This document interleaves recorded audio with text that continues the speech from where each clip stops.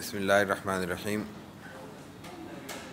الحمدللہ رب العالمین والعاقبۃ للمتقین والصلاة والسلام علی نبیہ وعلی آلہ واصحابہ اجمعین۔ ہمارے اس 5 روزہ سلسلہ محاضرات سیرت کہہ لیں کہ آج ہمارا تیسرا دن ہے، اور آج ہمیں ابتدائی 3 صدی پر ہونے والی کل کی گفتگو کو کوئی 1000 سال 11ویں صدی تک کی مسائی کے اختصار کے ساتھ خلاصے تک لے کے جانا ہے۔ اس میں ہم 2-3 باتیں عرض کریں گے۔ ایک تو عمومی طور پر کتب سیرت کا تعارف ہوگا، ایک پھر اس میں ضمناً اور موقع ہوا تو اس میں الگ سے بھی ان کے تنوع، موضوعات، ان کے مباحث، ان کے اسالیب پر بھی کچھ اشارے کرنے کی کوشش کریں گے۔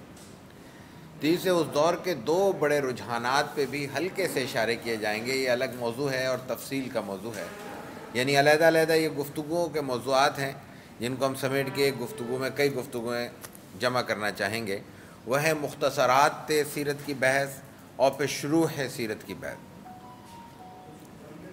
سیرت طیبہ پر بالکل ابتدا میں یہ بات عرض کر دینا بہت مناسب ہے کہ ابتدائی 3 صدی کے بعد ہماری کتب تاریخ کا آغاز ہوتا ہے۔ کتب تاریخ یعنی جو اسلامی تاریخ یا اسلامی عہد کی تاریخیں لکھی گئی ہیں، تحریر کی گئی ہیں، مرتب کی گئی ہیں، ان میں قدیم ترین تاریخ مختصر کو چھوڑ کر ابو زرع وغیرہ کی تاریخوں کو چھوڑ دیں تو جو قدیم ترین تاریخ ہمیں ملتی ہے وہ طبری کی ہے، تاریخ الامم والملوک۔ امام طبری اپنی تاریخ کے فن کے دائرے کے امام ہیں، یہ تفسیر بھی لکھی ہے۔ ان کا انتقال 3 صدی کے بالکل شروع میں ہے اور 4 صدی کے بالکل شروع میں ہے، تو 3 صدی کے آدمی ہیں وہ ابتدائی۔ لیکن کل ہم نے آج کی تسلسل کو برقرار رکھنے کے لیے ان کا ذکر نہیں کیا تھا۔ طبری اور اس کے بعد کے جو 3-4 بڑے نام ہیں، یعقوبی، ابن خلدون، ابن کثیر، ابن اسیر، یہ تمام وہ لوگ ہیں جنہوں نے صحابی پھر بعد میں آتے ہیں۔ پھر ان میں بعض وہ شخصیات بھی شامل ہو جاتی ہیں جو براہ راست تاریخ کے لفظ تاریخ کے عنوان کے تحت نہیں آتے، لیکن ہیں وہ بہرحال تاریخ کے ہی لوگ۔ یعنی اگر رجال پر کام کیا ہے کسی نے تو رجال ایک تاریخ کا حصہ ہے۔ تو اسی طرح ابن حبان کو اس میں شامل کر لیجئے کتاب الثقات کی حیثیت سے۔ ابن حبان کا اپنا بڑا کام ہے، لیکن کتاب الثقات کے مؤلف کے طور پر وہ ایک تاریخ داں ہیں۔ ان تمام شخصیات میں ان کی جو تاریخ کا حصہ ہے وہ آغاز کرتا ہے سیرت طیبہ سے یا سیرت انبیاء سے۔ یعنی جیسے ابن کثیر جو ہیں تاریخ انبیاء سے شروع کرتے ہیں، طبری جو ہیں وہ تاریخ انبیاء سے شروع کرتے ہیں، خلدون تاریخ انبیاء سے شروع کرتے ہیں۔ لیکن چونکہ کتاب الثقات کی بنیاد رجال پر ہے، اس لیے وہ شروع کرتے ہیں جناب رسول اللہ صلی اللہ علیہ وسلم سے۔ کتاب الثقات کا بالکل آغاز ذہبی رسول اللہ صلی اللہ علیہ وسلم سے شروع کرتے ہیں۔ تو یہ جو مختلف نوع قسم کی تاریخیں ہیں، ان کا جو حصہ سیرت ہے بہرحال وہ ایک مصدر سیرت کے طور پر تو موجود ہے ہی، لیکن اس میں دلچسپ بات یہ ہوئی ہے کہ ان کے حصہ سیرت کو اس کی سیرتی اہمیت کی بنیاد پر علیحدہ سے بھی شائع کیا گیا ہے۔ اور اس سے بھی دلچسپ بات یہ ہے، ہم اپنی چیزوں کو وہ مقام نہیں دیتے جاہلیت کی وجہ سے، ناواقفیت کی وجہ سے، یا خامخواہ کی مرعوبیت کی وجہ سے جو ان کا حق ہے۔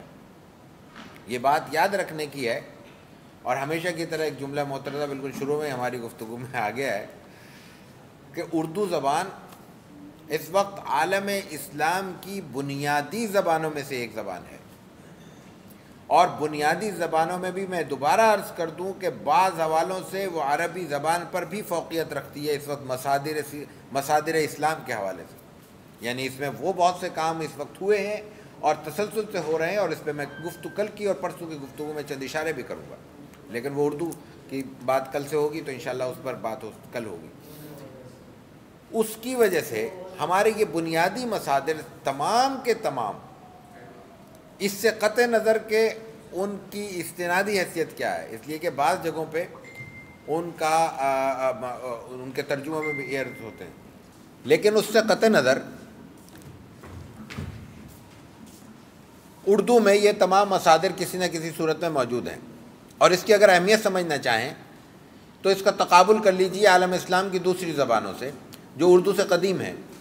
ترکی قدیم زبان ہے، فارسی قدیم زبان ہے، اور ان دونوں زبانوں کو اپنی اپنی حکومتوں میں وہ سرپرستی حاصل ہے جو اردو کو کبھی بھی حاصل نہیں رہی، کبھی بھی نہیں رہی۔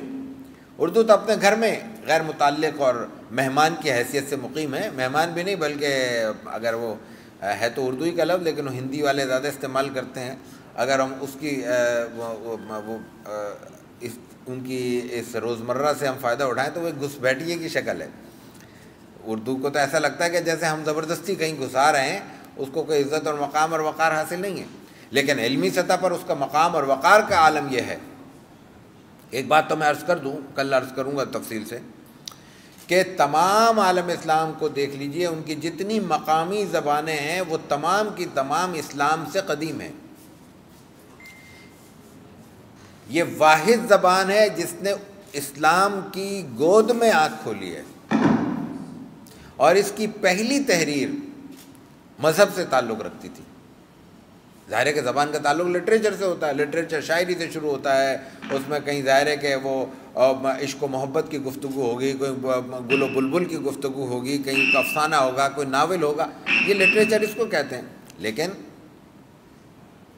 اردو کے آغاز کی کوئی تحریر دیکھ لیجئے، کسی بزرگ کا ملفوظ ہوگا، کوئی اللہ کی حمد و ثنا ہوگی، یہ جناب رسول اللہ صلی اللہ علیہ وسلم کے شان اقدس میں درود و سلام کا نذرانہ ہوگا، یہ تمام چیزیں ہیں بارکیف۔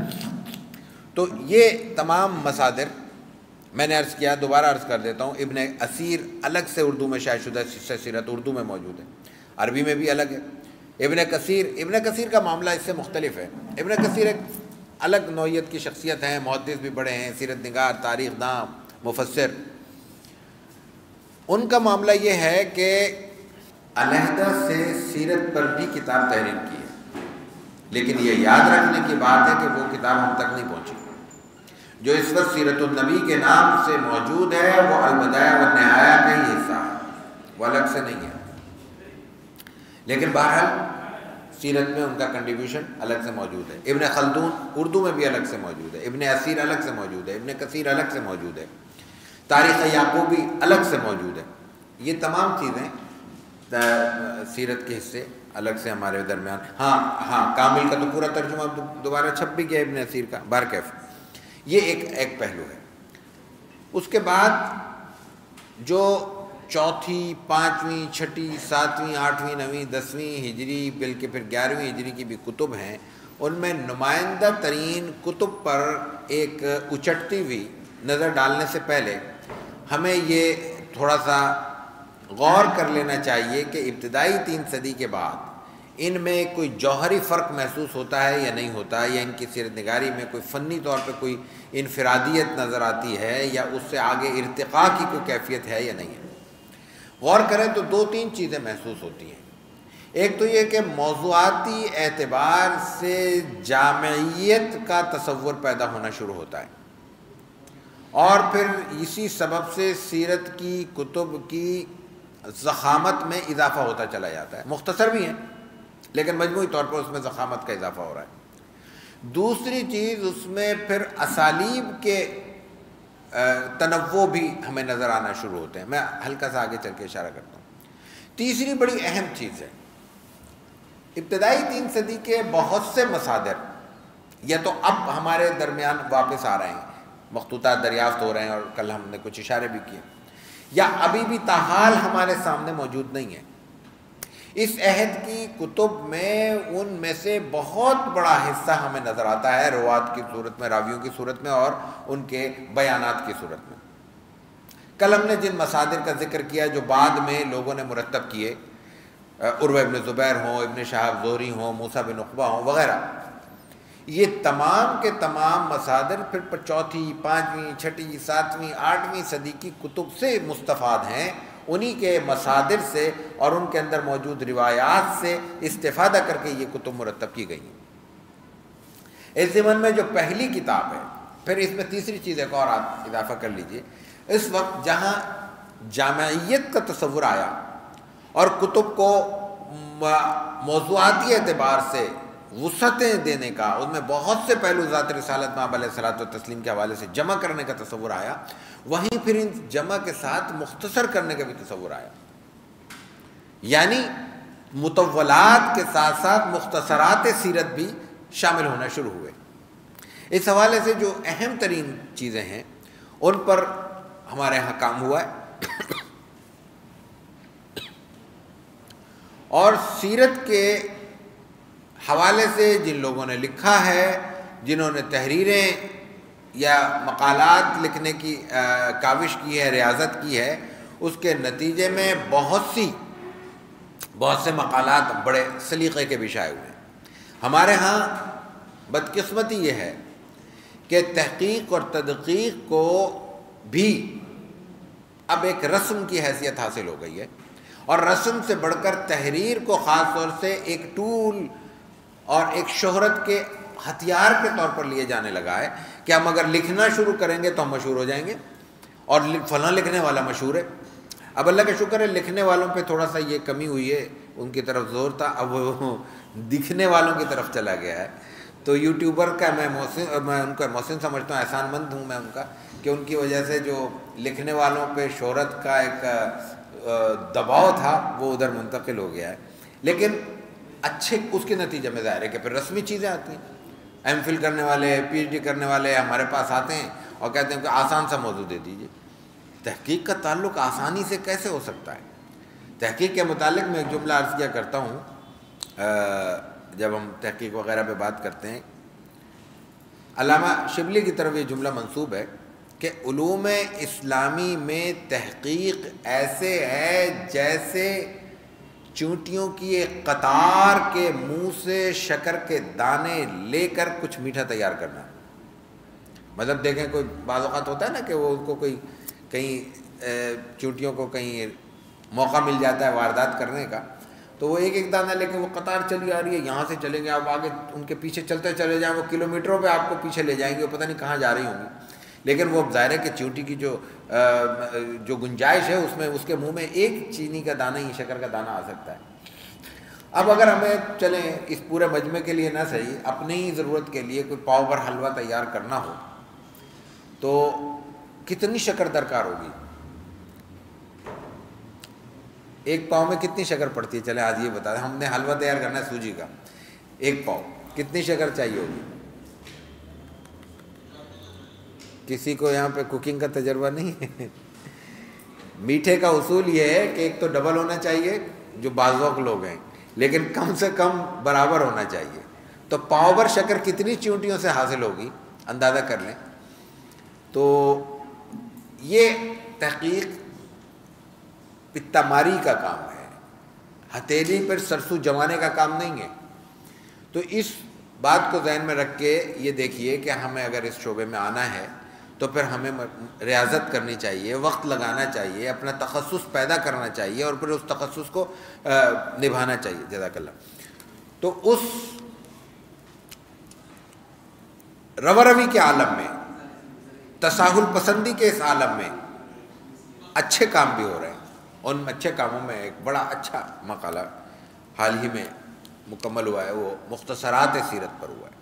یہ میں اس لیے بھی ان چیزوں کا ذکر کر رہا ہوں تاکہ اندازہ ہو سکے کہ ہمارے ذوق والے لوگ کس تنوع کے ساتھ چیزوں کو کا انتخاب کرتے ہیں، تلاش کرتے ہیں، اور پھر اس پہ اپنی کاوشیں صرف کر کے ان کو پھر ہم تیار کر کے ہمارے سامنے پیش کرتے ہیں۔ بہرحال میری نظر سے نہیں گزرا، لیکن میں اس ریاضت سے واقف ہوں جو اس کے ضمن میں ہوئی ہے، اس لیے میں اس کی ستائش کرنے پر مجبور ہوں۔ مختصرات سیرت کا میں نے ذکر اس لیے کیا بالکل ابتدا میں کہ تاریخی ترتیب سے ہم کچھ کتابوں کا ذکر کریں گے.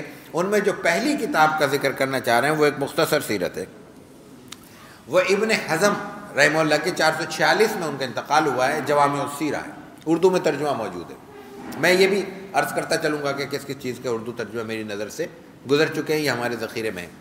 جوامع السیرہ کے ایک سے زیادہ ترجمے شائع شدہ ہیں اور موجود ہیں اور متداول ہیں اور لائبریریوں میں بھی عام طور پر دستیاب ہیں. 446 ہجری میں ابن جوزی رحمہ اللہ کا انتقال ہوتا ہے اور جوامع السیرہ کے نام سے وہ ایک جامع کتاب لکھتے ہیں. واقعتاً وہ کتاب جامع ہے. واقعتاً اس کتاب میں ابن حزم نے سیرت طیبہ کے مصادر سے استفادہ کرتے ہوئے اور ان مصادر سے استفادہ کرتے ہوئے جو اس وقت ان کے سامنے موجود تھے ایک مرتب کتاب شائع کی ہے. اس کے بعد اسی صدی کے آدمی امام بہقی ہیں, قلم نے ان کا سرسری سے ذکر کیا, 458 میں انتقال ہوا. امام بہقی حدیث کے بنیادی اور اہم شخصیات میں سے ہیں. آپ کی حدیث پہ خاص طور سے 2 کتابیں انتہائی متداول ہیں, السنن الکبریٰ اور شعب الایمان, اور اپنے اپنے موضوع پر دونوں لاجواب کتابیں ہیں. لیکن دلائل النبوہ کے نام سے ان کی ضخیم کتاب بھی اس فن میں سب سے اہم کتاب سمجھی جاتی ہے, اس استثناء کے ساتھ کہ بہت سی اس نوعیت کی کتب میں موجود کمزور روایات کے ساتھ اس میں بھی کمزور روایات موجود ہیں. لیکن اس میں جو ان کا منہج تھا وہ بنیادی طور پر دلائل سے متعلق روایات کو جمع کرنا تھا اور اس میں وہ کامیاب نظر آتے ہیں.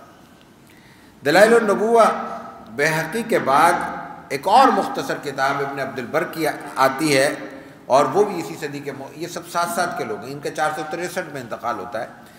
اس کا نام ہی اختصار ہے, الدرر فی اختصار المغازی والسیر. یہ بھی اردو میں ترجمہ ہو چکی ہے. بمشکل 200 صفحے کی کتاب میں انہوں نے سیرت کے بنیادی لوازمے کو انتہائی اختصار کے ساتھ, جہاں انہوں نے کمال یہ کیا ہے کہ بہت کم لفظوں میں واقعے کو خلاصے کے طور پر درج کیا ہے, جس کے نتیجے میں ایک یہ نہیں ہوا کہ وہ بہت سے واقعات انہوں نے حذف کر دیے ہوں, بہت سے ضروری احوال سیرت کو انہوں نے ذکر نہ کیا ہو, بلکہ زیادہ تر چیزیں ذکر کرنے کے باوجود اسلوب کے اختصار کی برکت سے انہوں نے انتہائی کم ضخامت میں یہ تمام چیزیں ذکر کر دی ہیں. اس کے بعد 535 میں انتقال ہے اصبہانی کا, دلائل النبوہ دوسری اہم کتاب. یہ تداول میں بھی, ضخامت میں بھی, شہرت میں بھی بہقی کے بعد, بہقی کی دلائل النبوہ کے بعد معروف ترین کتاب ہے. دلائل اور خصائص کی جب ہم بحث کرتے ہیں تو اب تک کے ذخیرے میں شہرت کے اعتبار سے اور جمع کے اعتبار سے 3 کتابیں بہت زیادہ مقبولیت کے عروج پر نظر آتی ہیں, دلائل النبوہ, اور جن کے سب سے زیادہ حوالے ہماری کتب میں, خاص طور سے اردو کتب میں, متون میں آتے ہیں. دلائل النبوہ بہقی, پھر دلائل النبوہ اصبہانی, اور پھر الخصائص الکبریٰ امام سیوطی رحمہم اللہ. ان تینوں شخصیات نے اس موضوع کو ایک موضوع کے طور پہ اختیار کیا ہے, ورنہ اس کے علاوہ بھی دلائل اور معجزات کی یہ بحث دوسری کتب میں نظر آتی ہے. اور میں اس پہ کل بات کروں گا انشاءاللہ پرسوں, لیکن پرسوں یا کل جب بھی موقع ملا. لیکن میں عرض کر دوں کہ معجزات کی بحث اردو میں جس جامعیت کے ساتھ, جس کمال کے ساتھ, اور پھر ایک اور لفظ عرض کر دوں جس احتیاط کے ساتھ علامہ سید سلیمان ندوی رحمہ اللہ نے سیرت النبی کی 4تھی جلد میں کی ہے, وہ اس کا عرض کر سکتے ہیں ہم کہ مسک الختام ہے. انہوں نے اس بحث کو جامع بھی کر دیا ہے, مکمل بھی کر دیا ہے. عین ممکن ہے کہ اس میں بہت سے واقعات جو دلائل کے طور پہ کتب میں موجود ہیں وہ موجود نہ ہوں, لیکن اصولی مباحث اس میں تفصیل کے ساتھ موجود ہیں. پھر ان دلائل کی کتب میں جو کلاسیفیکیشن ہو سکتی ہے, جو ان کو مختلف عنوانات کے تحت تقسیم کیا جا سکتا ہے, اور پھر اس میں جو احتیاط کے پہلو ہیں, اور پھر اس میں جو کمزور روایات ہو سکتی ہیں, پھر ان کمزور روایات کی جو شناخت ہو سکتی ہے, جن چیزوں کی بنیاد پر, جس کسوٹی کی بنیاد پر ان کو پرکھا جا سکتا ہے, یہ ساری بحثیں علامہ سید سلیمان ندوی رحمہ اللہ نے اپنی کتاب میں بہت جامعیت کے ساتھ کی ہیں. اصبہانی کے بعد ایک غیر معمولی کتاب کا ذکر ہم کریں گے، الشفا ہے، 544 ہجری میں انتقال ہوا ہے قاضی ایاز رحمہ اللہ کا۔ قاضی ایاز مالکی ہے اور یہ اندلس سے تعلق رکھتا ہے۔ ہمارا مرحوم اندلس علمی اعتبار سے انتہائی وسعتوں کے ساتھ ساتھ انتہائی تنوع کا حامل ہے۔ ندرتیں فقہ میں، سیرت میں، حدیث میں، ان تمام علوم و فنون اسلامی میں جس قدر اندلس کے علماء کے یہاں نظر آتی ہیں وہ ہمیں دوسری جگہوں پہ نظر نہیں آتی۔ یہ بحث اگرچہ کہ سیرت ہی کی بحث ہے لیکن ہم سیرت کو بہت محدود سمجھتے ہیں، اس لیے میں اشارتاً ایک جملہ عرض کرنا چاہوں گا۔ یہ سیرت کے ایک تہذیبی پہلو پہ کبھی گفتگو کا موقع ملا تو اس پہ بات کریں گے کہ انسانی ذہن کا تنوع کیسے پیدا ہوتا ہے اور اس تنوع کو انسان جب برتتا ہے تو اس کے سامنے کیسے کیسے جہاد نکلتی ہیں۔ اندلس کو دیکھیں، وہ انتہائی متمول قسم کا علاقہ ہے، مسلمان وہاں پہ ثروت مند ہیں اور ہر اعتبار سے وہ فوقیت رکھتے ہیں۔ اس کا نتیجہ کیا ہے؟ ان کے مجموعی حیات پہ اس کے مظاہر نظر آتے ہیں۔ ہم جب غرناطہ کا ذکر کرتے ہیں، الحمرا کا ذکر کرتے ہیں، ان کے محلوں کا ذکر کرتے ہیں، ان میں موجود تنوعات کا ذکر کرتے ہیں تو انسان ششدر رہ جاتا ہے کہ ان کی جو کیفیت تھی، ان کے اگر وہ وقت دیکھنے کے لیے انہوں نے کچھ اہتمام کیا ہے تو وہ کتنا غیر معمولی اہتمام ہے۔ وہ اگر اپنے آپ کو موسم کے اعتبار سے ایڈجسٹ کرنے کے لیے اہتمام کرتے ہیں، وہ اپنے نہانے کے لیے گرم اور ٹھنڈے پانیوں کا اہتمام کرتے ہیں، وہ اپنی زندگی گزارنے کے لیے اس میں تعیشات کا اہتمام کرتے ہیں، پھر وہ کھانے پینے کے لوازمات کا اہتمام کرتے ہیں، پھر اس میں تکلفات کا اہتمام کرتے ہیں، تو غیر معمولی چیزیں۔ یہ ہمارے ہاں پلیٹ، یہ تشتری، یہ چمچے، یہ سب غرناطہ کی دین ہے۔ اچھے اور بری کی بات نہیں ہو رہی فی الحال، اس میں انہوں نے اسراف سے کتنا کام لیا اس کی بھی بات نہیں ہو رہی، اس میں انہوں نے اسلام کے مجموعی مزاج اور سادگی سے کتنا انحراف کیا اس کی بھی بات نہیں ہو رہی، لیکن ایک ایجاد بندہ تو ہے، ایک تنوع تو ہے، اور ایک یعنی انسانی تہذیب کو انتہائی ارتقاء تک لے جانے کی ان کی کیفیت تو ہے۔ میں اگر نامناسب نہ سمجھیں گے، تھوڑا بہت سمجھ بھی لیں، 2 دن بہت احتیاط سے گفتگو کر رہے ہیں ہم، تو تھوڑا سا اپنا بھی شوق پورا کر لیں۔ یہ جو ہمارے ہاں ایک چیز لباس کے حوالے سے بہت زیادہ سمجھی جا رہی ہے نا کہ یہ لباس مسلمانوں کا ہے اور یہ انگریزوں کا ہے، یہ جو انگریزوں کا لباس ہے مجھے اس سے کوئی دلچسپی بھی نہیں ہے، نہ ہم نے کبھی پہنا، نہ اب اس بڑھاپے میں کیا پہنیں گے، لیکن یہ اندلس کی دین ہے، مسلمانوں کی دین ہے، اس کا انگریز سے کوئی تعلق نہیں۔ اور جس وقت یہ کاٹ لباس کی مسلمان کر رہے تھے اس وقت تو اب سیرت کا مجمع ہے، کیا اس پہ بات کریں، اس وقت تو ان کو کھانے پینے کی نہیں، ان کو حوائج سے فارغ ہونے کی بھی تمیز نہیں تھی، وہ ہمیں لباس کیا سکھائیں گے۔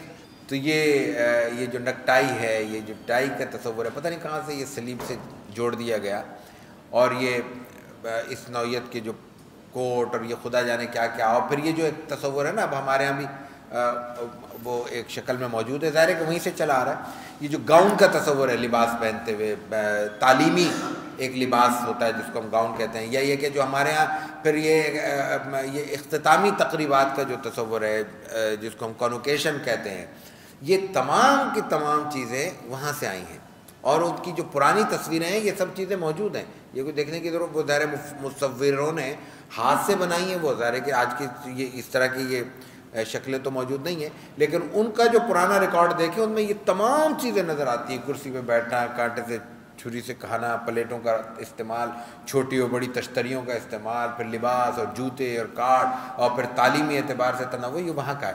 یہ اس کو چھوڑ دیں، اس کی حلال حرام جائز ناجائز کی بحثیں جو آپ کرنا چاہتے ہیں کریں، مجھے اس سے کوئی اشکال نہیں۔ میں یہ عرض کر رہا ہوں کہ یہ تنوع کیوں تھا ان کے اندر؟ جن کو اپنی روزی اور رات کے اپنے کھانے کی فکر پڑی ہوئی ہو، وہ ظاہر ہے کہ یہ تب چیزیں نہیں کر سکتا۔ اس کا تعلق تمول سے ہے، اور تمول کا تعلق انسانی ذہنی سکون اور اطمینان کی کیفیت سے ہے۔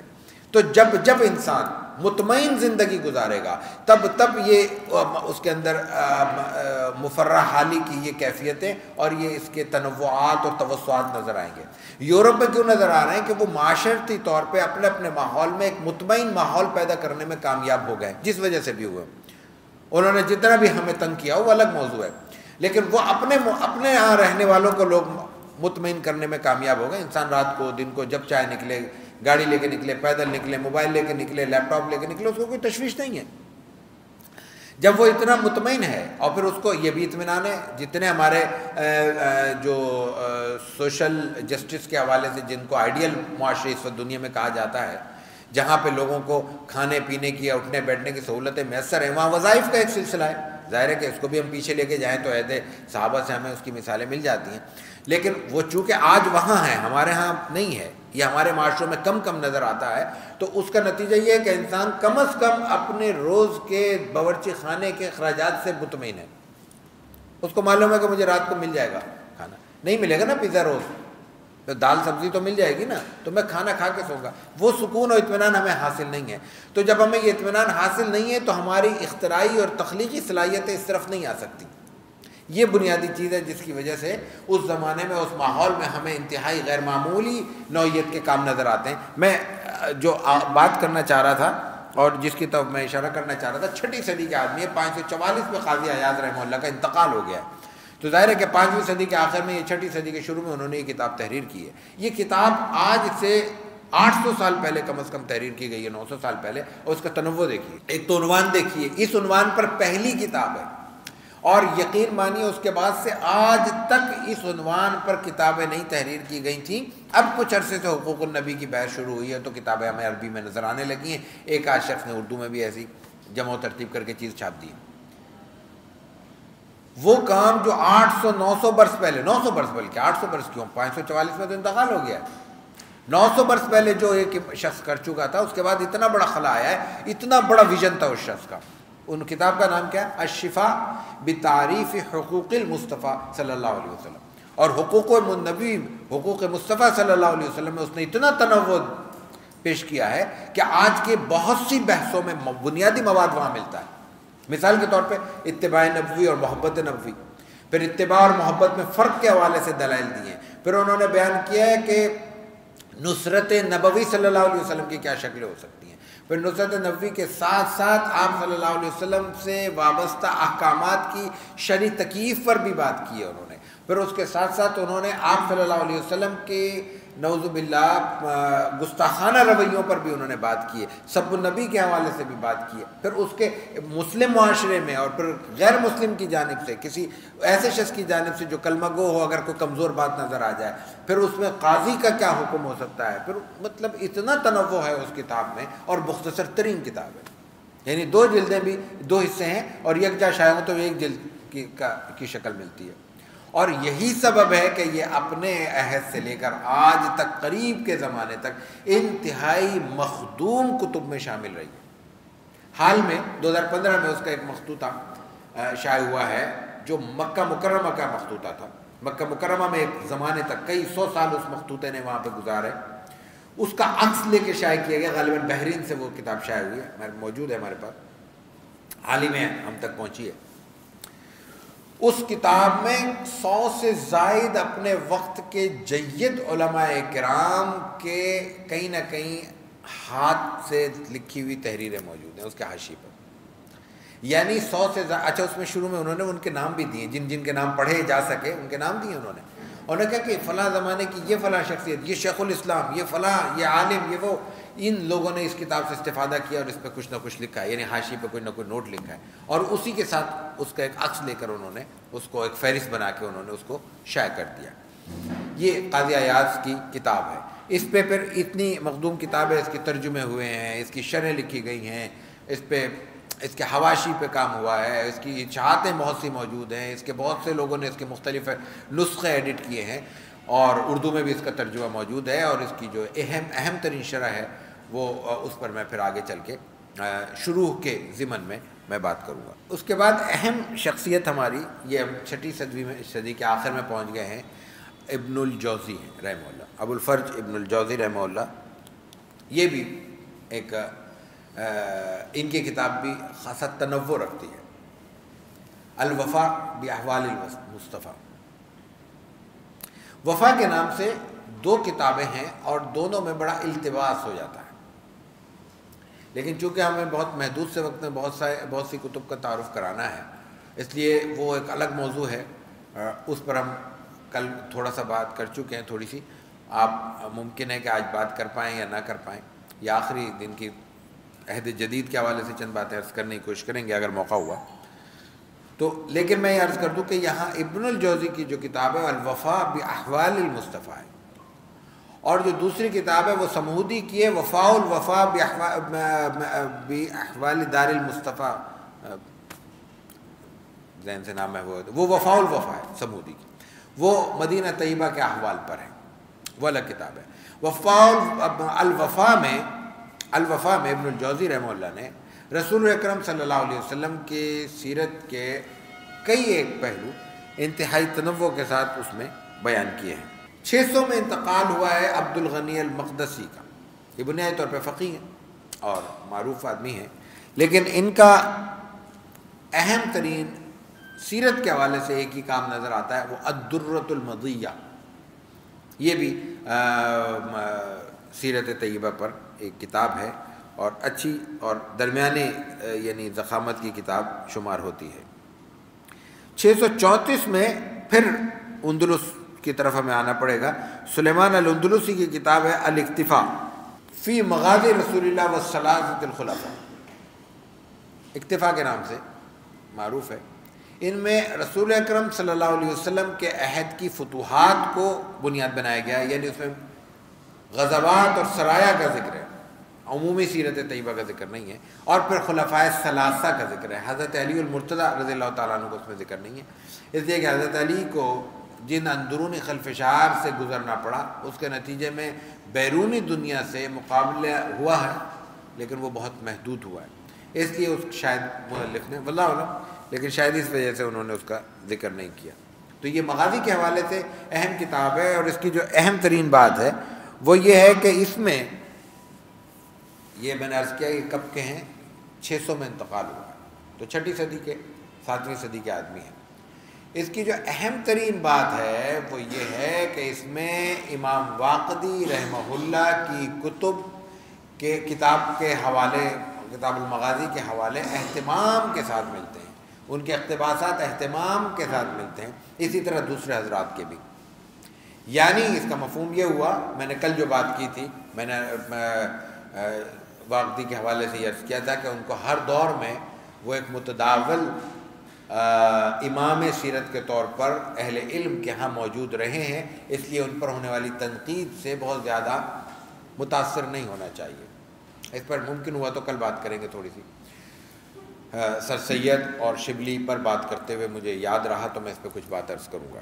لیکن 7ویں صدی تک، اور اس کے بعد پھر 8ویں صدی، پھر 9ویں صدی میں پھر مقدسی جیسا محدث، اس کے بعد پھر جا کے یہ اندلسی آ جاتے ہیں، اس کے بعد ابن حجر آ جاتے ہیں، ان تمام کے ہاں واقدی اپنی پوری قوت کے ساتھ موجود ہیں، اور یہ تمام حضرات امام واقدی رحمہ اللہ سے استدلال کریں۔ لیکن میں عرض کر دوں کہ ان کے ہاں صرف واقدی کے حوالے نہیں ہیں، دوسری ان کتب کے بھی حوالے ہیں جن کا ذکر عام طور پہ نہیں ملتا، اور یہ چیز آگے بھی چلتی ہے، دمیاتی کے ہاں بھی ملتی ہے، مغلطائی کے ہاں بھی ملتی ہے، یہ تمام چیزیں اس زمانے میں موجود ہیں۔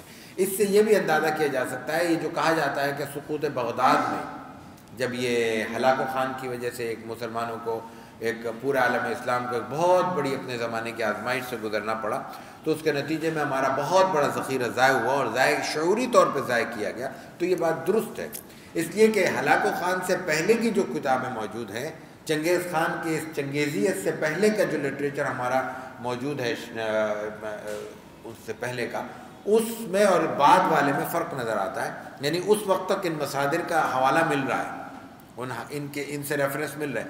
بعد میں جو مل رہا ہے وہ پھر انہی کتابوں کے حوالے سے مل رہا ہے، یعنی بعد میں واقعی کا حوالہ آتا ہے تو وہ الاکتفاء کے حوالے سے آتا ہے، امتاع الاسماء کے حوالے سے آتا ہے، عیون العصر کے حوالے سے آتا ہے، لیکن اس سے پہلے آتے ہیں تو وہ باقاعدہ اس سے روایت ذکر کر رہے ہیں، تو اس کا مطلب ہے اس وقت تک وہ کتب موجود تھی، بعد میں یہ اچھا ہوا کہ عالم اسلام میں جو ایک کتابوں سے استفادے کی روایت مسلسل چلی آ رہی تھی، اس کے نتیجے میں ان کے متون کسی حد تک محفوظ ہو گئے۔ اب اس کے بعد پھر جا کے 19ویں صدی اور 20ویں صدی میں وہ جو چھپے ہوئے مخطوطات تھے وہ دریافت ہونا شروع ہوئے، تو پھر ہم تک بہت بڑا ذخیرہ پہنچا۔ یہ بات بھی میں ضمناً عرض کر دوں، علامہ شبلی کا انتقال 1914 کا ہے، 1914 میں ان کا انتقال ہوا، یعنی آج اس کے اعتبار سے ہم کہہ سکتے ہیں کہ ان کا انتقال ہوا 108 برس ہو چکے ہیں۔ علامہ شبلی کے سامنے جن مصادر کا ہم ذکر کر رہے ہیں اور آگے کریں گے، ان میں بہت سے مصادر موجود نہیں تھے، اور وہ بنیادی کتب جو آج ہم میں ہر سیرت پڑھنے والے کے سامنے اور ہر سیرت کی لائبریری میں موجود ہیں، ایک سے زائد نسخے موجود ہیں، ان کو وہ یہ کہتے ہوئے مقدمہ سیرت پڑھ لیں علامہ شبلی کا، ترستے ہوئے کہتے ہیں، حسرتوں کے ساتھ کہتے ہیں کہ کاش فلاں کتاب مل جاتی میرے مسئلے حل ہو جاتے، فلاں کتاب مل جاتی میرے مسئلے حل ہو جاتے۔ جب ان کتابوں کی قدر کرنے والے موجود تھے تو کتابوں نے اپنا منہ چھپایا ہوا تھا، اور جب وہ کتابیں باہر آئی ہیں تو شبلی جیسے قدردان دنیا سے روٹ چکے ہیں، ہم جیسے نالائقوں کے پاس آئی یہ کتابیں موجود ہیں، ہم پڑھنے کی توفیق بھی نہیں پاتے اور صلاحیت بھی نہیں رکھتے۔ 694 ہجری میں انتقال ہے ظہیر الدین گارزونی کا۔ علامہ شبلی نے اپنے مقدمے میں جن کتب کا ذکر کیا ہے، اس میں دمیاتی کا ذکر کیا ہے، مغلطائی کا ذکر کیا ہے، سیرت گارزونی کا ذکر کیا ہے، یہ سب چیزیں اب چھپ گئی ہیں، اس وقت کوئی بھی موجود نہیں۔ یہ ایک اہم کتاب ہے، میں اس کی اب تفصیل میں نہیں جاؤں گا کیونکہ مجھے بہت آگے جانا ہے ابھی۔ اس کے بعد 705 میں دمیاتی آتے ہیں، ان کی السیرۃ النبویہ ہے۔ پھر 734 میں ابن سعید الناس کی عیون العصر ہے۔ دمیاتی درمیانے عہد متوسط کے اہم ترین راوی ہیں اور اہم ترین مؤلف ہیں، اور جو ماقبل کی کتب سیرت ہے، نمائندہ کتب سیرت، ان تمام سے ان کا استفادہ نظر آتا ہے، بالخصوص واقدی کا اور ابن اسحاق کا وغیرہ وغیرہ۔ اس کے بعد عیون العصر آتے ہیں 734 میں، یعنی 8ویں صدی کے آدمی ہیں۔ سیرت کی اگر ہم اردو میں ہمیں کہا جائے کہ 10 نمائندہ کتب ہر اعتبار سے، جن میں جامعیت بھی ہو، جس میں استناد بھی ہو، جن میں موضوعاتی تنوع بھی ہو، اور جن کو اعتماد کے ساتھ پیش بھی کیا جا سکے، اگر مجھے کہا جائے 10 کتب سیرت رکھی جائیں، میں عیون العصر کو اس میں شامل کروں گا۔ میں نہیں شامل کروں گا، سیرت نگاروں کی رائے یہ ہے، مطلب میں ایک جامع کے طور پہ، ان کے ایک وکیل کے طور پہ میں یہ بات عرض کر رہا ہوں۔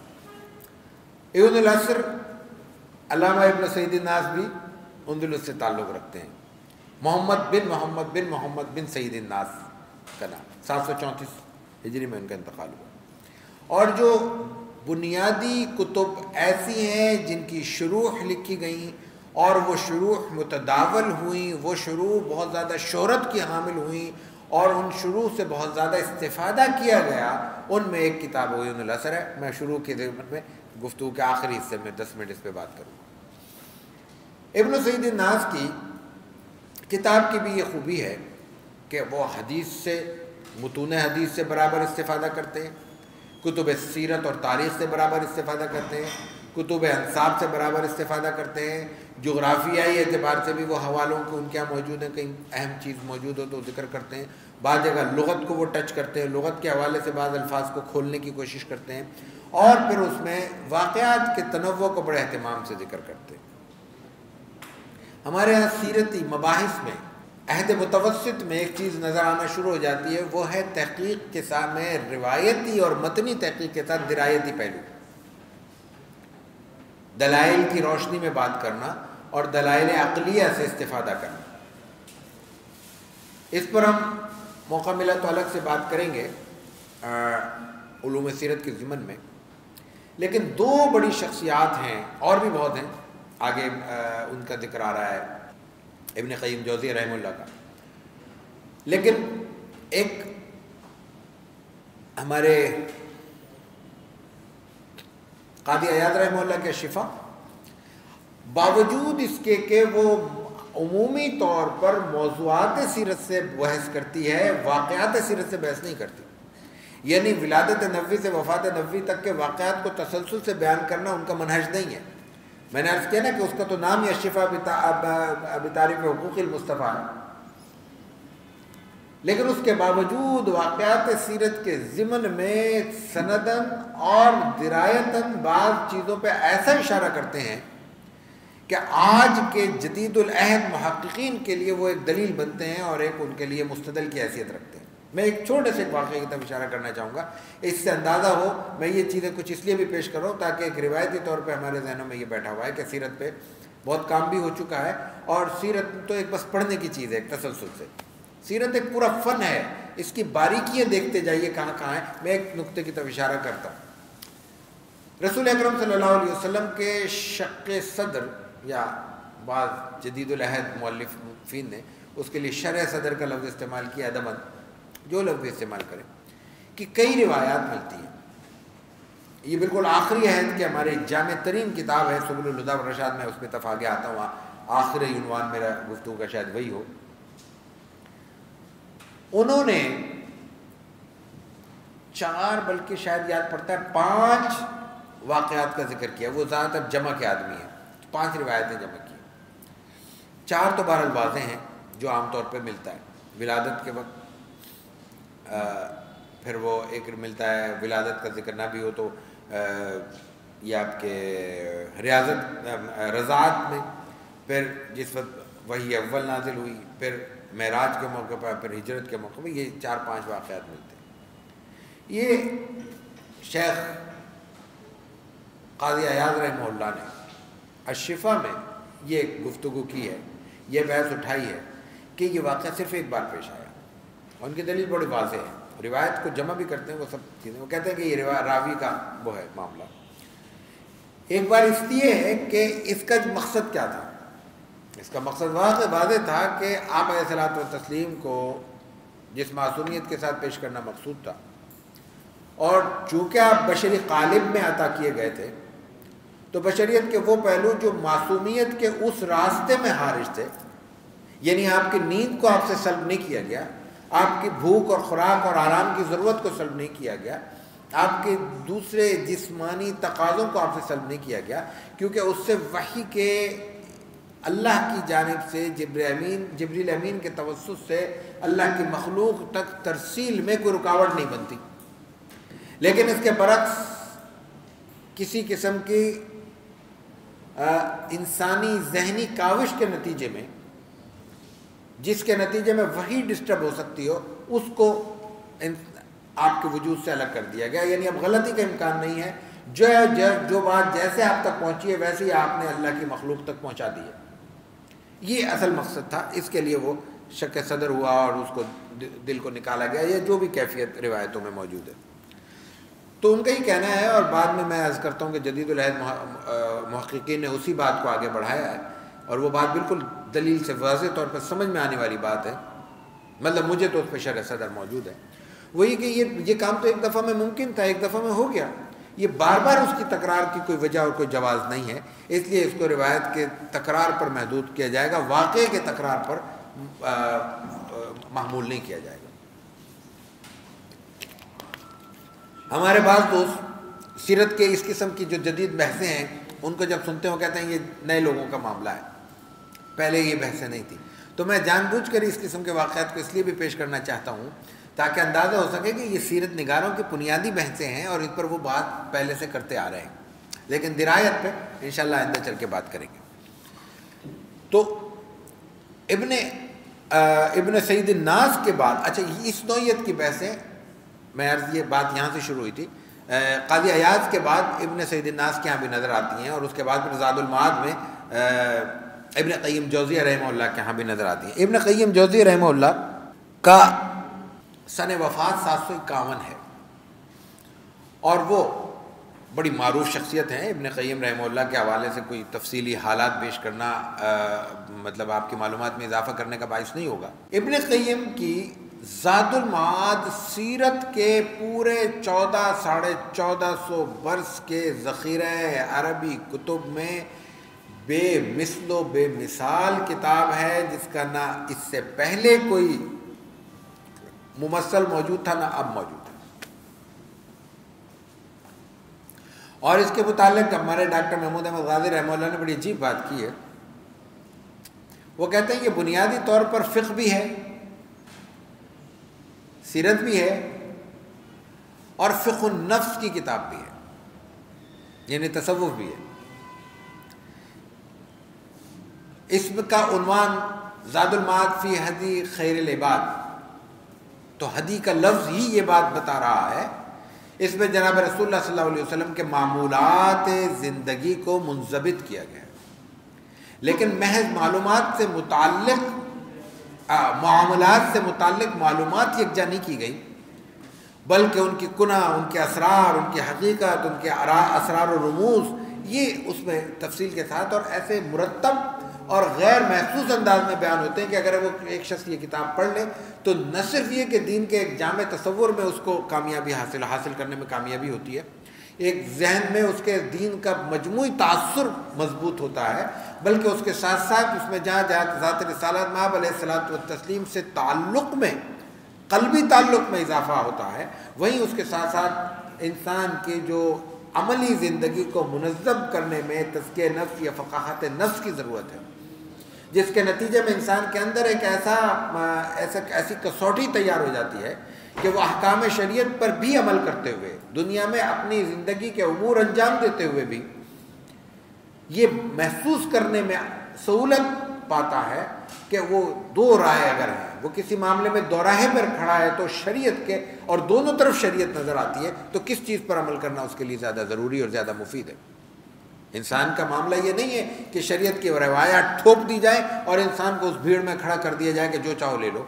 یہ خود ما صفا کا معاملہ نہیں ہے، اس لیے کہ شریعت ساری کی ساری صفا ہے.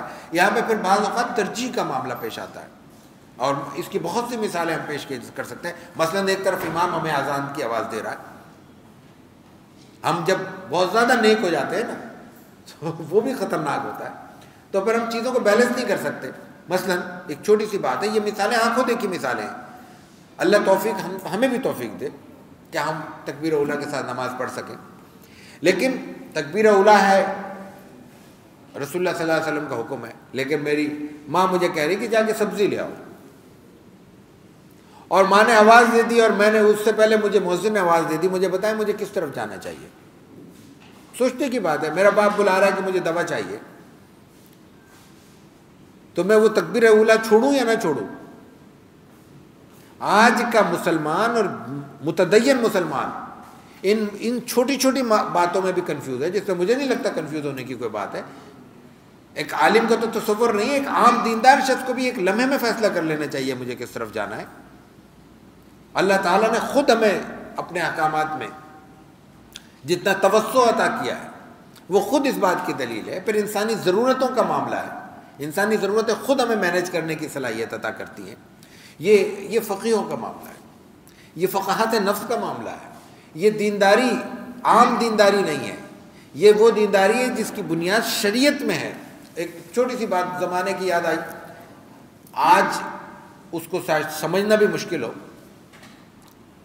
دادا جان رحمہ اللہ کے ملفوظات میں یہ بات لکھی ہوئی ہے. وہ واقعہ ایک صاحب نے ذکر کیا کہ یہ بات ہے 60s کی 70s کی.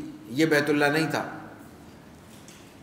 وہ بیت اللہ تھا جس میں کنکریوں پہ تپتے ہوئے صحرا میں تپتے ہوئے پتھروں پہ طواف کیا جاتا تھا. تو ظہر کے قریب کا کوئی وقت تھا، دادا جان رحمہ اللہ طواف کر رہے تھے، ایک اور بزرگ شخصیت ساتھ تھی، اس میں پیر میں کنکر آتے تھے تو لوگ کنکر اٹھاتے تھے.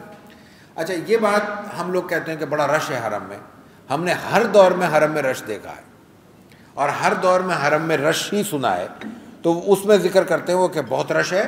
وجہ کیا تھی کہ بھئی اتنا بڑا مطاف نہیں تھا، اس کا چوتھائی 10واں 12واں حصہ بھی نہیں تھا، تو اس وقت لوگ کم تھے تو طواف کرنے کی جگہ بھی کم تھی. اب لوگ زیادہ ہیں تو طواف کرنے کی جگہ بھی زیادہ ہے، تو رش اتنا ہوتا، بھگدڑ کی بھی کیفیت ہو جاتی تھی، گرنے کی اور کچلے جانے کی کیفیت بھی اس وقت پیدا ہو سکتی تھی. تو اس وقت ایک بزرگ تھے، عالم، بڑے عالم کی بات کر رہا ہوں، بڑے فقیہ کی بات کر رہا ہوں. مطلب فقیہ سے مراد فقہ میں ان کا تعارف نہیں، لیکن زمانے کے پڑھے ہوئے تھے، تو آج کل کے ہم جیسوں سے تو ظاہر ہے کہ ان کا کوئی مناسبت ہی نہیں. انہوں نے کہیں یہ کہا کسی کو کہ یہ کنکریاں ہٹاتے چلو. اب راستے سے کنکری اور پتھر اور کانٹے ہٹانے کا شریعت کا حکم ہے، اور پھر بیت اللہ میں اللہ کے گھر کے طواف کرنے والے لوگوں کو اگر کوئی کنکری نقصان پہنچائے تو اس کو ہٹانے کا کتنا ثواب ہوگا؟ یہ ایک شریعت کا عنوان ہے نا. میں نے کہا شریعت کا ایک حکم شریعت کے دوسرے حکم سے ٹکرا رہا ہے، اس وقت کی بات کر رہا ہوں. فقاہت نفس وہاں پہ کام آتی ہے. دادا جان نے سختی سے منع کیا، بلکہ یہ کہا کہ ان کی بات نہ مانی جائے. اپنے لوگوں کو کہا کہ لے کیوں؟ انہوں نے کہا کہ جب تم جھکو گے کنکری مارنے اٹھانے کے لیے، جو پیچھے سے ریلا آ رہا ہے وہ تمہیں سیدھے جنت المعلا میں پہنچا دے گا. تو کنکری سے صرف پیر زخمی ہو رہا ہے، یہاں تمہاری جان کو خطرہ ہے، تو ترجیح کس کو ہوگی؟ اور پھر نہ صرف یہ کہ اس ٹھوکر کے نتیجے میں تم جاؤ گے خطرے میں، بلکہ پیچھے پوری قطار جا سکتی ہے. جیسا ہوتا ہے نا کہ بہت تیزی سے اگر گاڑی ایک سے ٹکرائے اور ہائی وے پہ چل رہے ہو تو ایک گاڑی نہیں ٹکراتی، 25 گاڑی ایک پہ ایک چڑھ جاتی ہیں اگر پیچھے سے گاڑیاں آ رہی ہوں. تو یہ جو بیلنس کرنے کا، اس کو ہم فقاہت نفس کہتے ہیں. میں ضمناً ذکر آیا تو میں نے عرض کر دوں کہ یہ سیرت طیبہ کو اس باریکی سے پڑھنے کا ایک فائدہ یہ ہوتا ہے کہ اس نوعیت کی چیزوں کو بیلنس کرنا، متوازن کرنا اور آسان ہوتا ہے، اور انسان کے اندر ایک ایسی آٹومیٹک خود بخود ایسی کسوٹی پیدا ہوتی ہے جس کے نتیجے میں وہی بیلنس کرنا شروع ہو جاتا ہے. رسول اللہ صلی اللہ علیہ وسلم کی سیرت طیبہ کے حوالے سے زاد المعاد اسی نوعیت کی کتاب ہے. یہ بات وہ الفاظ میں بیان نہیں کرتے، لیکن پوری تحریر کی بنت ایسی ہے، تحریر کا تسلسل ایسا ہے کہ اس کے نتیجے میں بہت سی باتیں انسان کے ذہن میں واضح تر ہوتی چلی جاتی ہیں. اس میں انہوں نے جو اسلوب اختیار کیا اس میں رسول اللہ صلی اللہ علیہ وسلم کی سیرت مبارکہ کو واقعات کے طور پہ بیان کرتے ہیں مختلف، لیکن وہ تاریخی ترتیب سے نہیں. پھر احکامات کو بیان کرتے ہیں، پھر معمولات نبوی صلی اللہ علیہ وسلم کو بیان کرتے ہیں، اور معمولات میں بھی پھر وہ خاص طور پر آباء صلاۃ و تسلیم کے ان زندگی کے عملی حقیقتوں کو بیان کرتے ہیں جن کو ہم نظر انداز کر دیتے ہیں. آپ عیادت کیسے کرتے ہیں مثال کے طور پر، آپ نماز ادا کیسے کرتے ہیں، ایک نماز کا وہ فقہی تناظر ہے، رفع دین کرتے ہیں یا نہیں کرتے، آمین بالجہر کہا آپ نے کہا یا نہیں کہا، فاتحہ خلف الامام کی بحث ہے، یہ بھی اس میں بحثیں موجود ہیں اور اپنے فقہی ذوق کے مطابق بحثیں موجود ہیں. لیکن اس کے ساتھ ساتھ ان کے ہاں تنوع کے ساتھ وہ اس پوری کیفیت کو بھی منضبط کرنے کی کوشش کی گئی ہے. اس میں تعدیل ارکان کی بھی بحث موجود ہے، اس میں خشوع اور خضوع کی بھی بحث موجود ہے، اور آپ صلاۃ و تسلیم کی جو روزے کی کیفیت ہے، حج میں جو آپ کی کیفیت تاری تھی، وہ تمام چیزوں کو بھی روایات کے تناظر میں سمونے کی کوشش کی گئی ہے. اور تمام روایات اس میں چونکہ وہ خود حدیث کے بھی آدمی ہیں اور فقہ کے بھی آدمی ہیں، کلام روایت کے بھی آدمی ہیں، تو انہوں نے ان تمام چیزوں کو پورے استناد کے ساتھ یکجا کیا ہے. اور ایک پہلو اس میں بڑا اہم اور ہے، انہوں نے غزوات النبی صلی اللہ علیہ وسلم کو بھی محض غزوے کے طور پہ بیان نہیں کیا. ان غزوات سے جو احکامات واضح ہوتے ہیں ان کو بھی انہوں نے اہتمام سے واضح کیا ہے. اس طرح وہ صرف سیرت کی کتاب نہیں ہے بلکہ سیر کی بھی کتاب ہے. میں یہ بات عرض کرتا چلوں کہ علوم اسلامی میں جناب رسول اللہ صلی اللہ علیہ وسلم کے عہد مبارک میں دو ہی چیزیں تھیں، یہ قرآن کریم تھا، یہ حدیث تھی. حدیث میں پھر سب چیزیں آ جاتی ہیں، اس کی جو مختلف ہماری فنی نوعیت کی تقسیمیں ہیں، یہ سنت ہے، یہ حدیث ہے، پھر وہ حدیث میں پھر یہ حدیث قولی ہے، یہ حدیث فعلی ہے، یہ حدیث تقریری ہے، یہ تمام چیزیں اس میں شامل تھیں. لیکن اس کے علاوہ اور کچھ نہیں تھا. یہی چیز پھر فوراً عہد صحابہ میں جب آتی ہے تو اس کے پھر مختلف حصے ہوتے چلے جاتے ہیں، اس میں جو مختلف عنوان بنتے چلے جاتے ہیں. سیرت الگ ہو جاتی ہے، فقہ الگ ہو جاتی ہے، حدیث بطور حدیث فن الگ ہو جاتی ہے. اس میں جو سب سے پہلے فن مرتب ہوا ہے یا وہ سیرت ہے یا پھر وہ سیر ہے، قانون السیر، جس کو ڈاکٹر حمید اللہ مرحوم نے رحمہ اللہ نے قانون بین الممالک کا عنوان دیا، اور آج وہ دنیا بھر میں اسی عنوان سے پہچانا جاتا ہے. قانون السیر کے 3 بڑے حصے ہوتے ہیں.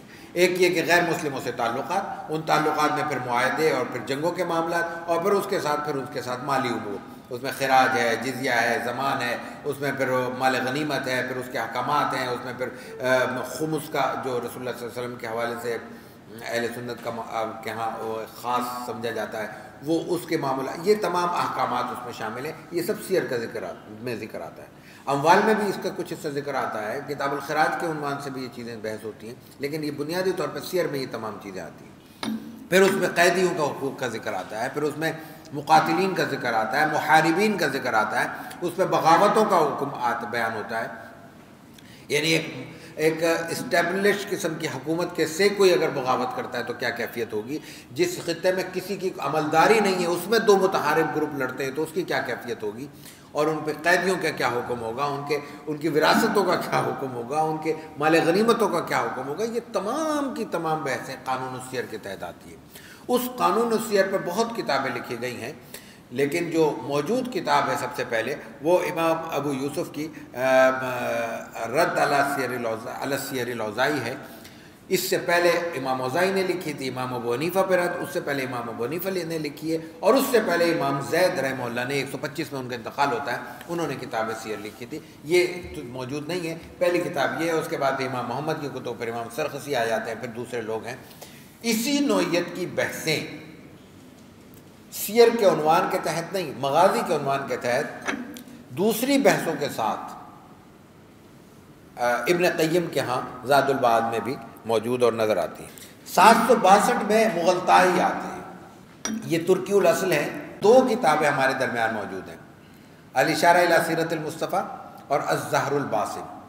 اشارہ مختصر کتاب ہے 300-400 صفحے کی، اور اس کا آغاز رسول اکرم صلی اللہ علیہ وسلم کے اسماء مبارک سے ہوتا ہے. وہ خاص طور سے جو روایت ہے جس میں آپ اپنے نام بتاتے ہیں کہ میرا نام محمد ہے، احمد ہے، ماہی ہے وغیرہ، وہ روایت بیان کرتے ہیں، اور اس کے بعد مزید تفصیلات. پھر آپ صلی اللہ علیہ وسلم کی ولادت اور رضاعت اور وغیرہ واقعات. لیکن الزہر الباسم اس سے مختلف کتاب ہے. کہا یہ جاتا ہے کہ اس کو انہوں نے مفصل لکھی تھی، بعد میں اس کو مختصر کیا. واللہ اعلم، اس پر کبھی غور کریں گے. میں نے غور نہیں کیا تو میں اس بارے میں کچھ نہیں کہہ سکتا. لیکن سیرت مغلطائی پہلے ہم تک پہنچی ہے، زہر الباسم بعد میں پہنچی ہے. زہر الباسم حال ہی میں شائع ہوئی ہے، بیروت سے شائع ہوئی ہے، لیکن اس کا مخطوطہ بھی پاکستان میں موجود تھا اور اس پر کام بھی پاکستان میں تھا. یہ غیر معمولی بات ہے. میں اس لیے عرض کروں کہ ہماری ہمتیں اور حوصلے بہت پست ہو چکے ہیں، تو ایسی چیزیں ہمارے لیے ایک موٹیویشن کا بھی سبب بنتی ہیں، ہمارے حوصلوں کو مہمیز دیتی ہیں. یہ ہمارے پاکستان کے مولانا احسن احمد صاحب ہیں، انہوں نے اس کو مرتب کیا، اور اس کا جو مخطوطہ ہے وہ ندوہ لائبریری اسلام آباد میں تھا، بارکو میں، وہیں پہ اس پہ کام ہوا ہے، اور پھر بیروت سے 2 جلدوں میں وہ شائع ہوئی ہے. اس میں حقیقت یہ ہے کہ اس کے مرتب کرنے میں، ایڈیٹنگ میں، اس کو ایڈٹ کرنے میں جس فاضل دوست نے، میں ان سے واقف نہیں ہوں، کام کیا، وہ عالمی معیار کا کام ہے، انتہائی غیر معمولی کام. سیرت کی کوئی لائبریری اس نقطہ نظر سے بھی اس سے خالی نہیں ہونی چاہیے زہر الباسم سے، کہ یہ دیکھا جائے کہ متون کو ایڈٹ کیسے کیا جاتا ہے، اور اس کو ایڈٹ کرنے میں اعلیٰ ترین معیار کیا ہو سکتا ہے، اور اس پہ کن کن پہلوؤں کو پیش نظر رکھنا چاہیے. اسماء، اماکن، شخصیات، کتب، حوالے، لفظ، یعنی غریب الحدیث کہہ سکتے ہیں، غریب السیرہ کہہ سکتے ہیں، ہر چیز پر انہوں نے کلام کیا ہے، اور باحوالہ کلام کیا. متنی تنقید، پھر موضوعی تنقید، ہر چیز اس کے یہاں موجود ہے. ان کے بعد 845 میں مقریزی کی امتاع الاسماء ہے. امتاع الاسماء سیرت کی جو ضخیم کتب ہیں ان میں ایک نمائندہ ترین کتاب ہے. سیرت کی اگر ہم ضخیم اور مطول کتب کو شمار کریں تو ان میں 3-4 بڑے متن ہمارے سامنے آتے ہیں شروع سمیت. اس میں مواہب لدنیہ مختصر ہے، میں آگے بات کرتا ہوں، ابھی اس کے بعد اسی کا ذکر ہے، لیکن شرح الزرقانی کے ساتھ وہ مفصل ہو جاتی ہے.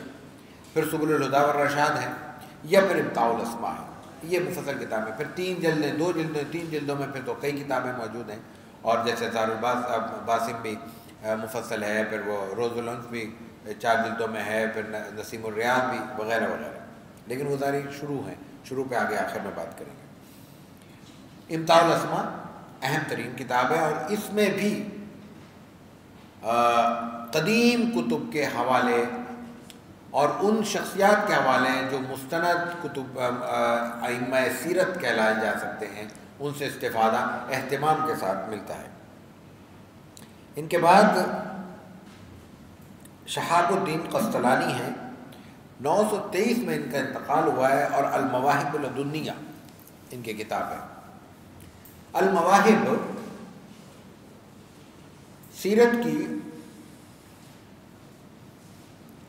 اس 9ویں 10ویں صدی کی کتب میں اہم ترین کتاب ہے۔ یہ 3 کتابیں آپس میں ایک دوسرے سے قریب قریب تعلق رکھتی ہیں، اور تینوں کو حد شہرت میں ایک خاص مقام حاصل ہے۔ حلبی کی انسان العیون، شہاب الدین قسطلانی کی المواہب لدنیہ، اور محمد بن یوسف الصالحی الصوبی الصالحی الشامی کی سبل الہدی والرشاد۔ قسطلانی 923 ہجری میں انتقال ہوا ہے، اور پھر یہ ان کا 942 ہے شامی کا، اور حلبی کا 1044 ہے 1044۔ ان تینوں کتابوں میں سیرت کے واقعات صرف ضبط نہیں کیے گئے، بلکہ سیرت کے متعلقات پر بڑے اہتمام سے بات کی گئی ہے۔ اور ان تینوں کتابوں میں جو سب سے جامع کتاب ہے وہ سبل الہدی ہے، اس پہ میں ابھی بات کرتا ہوں۔ لیکن مواہب لدنیہ میں اختصار ہے، پھر اس اختصار سے زیادہ تطویل حلبی میں ہے، اور حلبی نے ان دونوں کتابوں سے سبل الہدی سے بھی استفادہ کیا ہے اور مواہب لدنیہ سے بھی استفادہ کیا ہے۔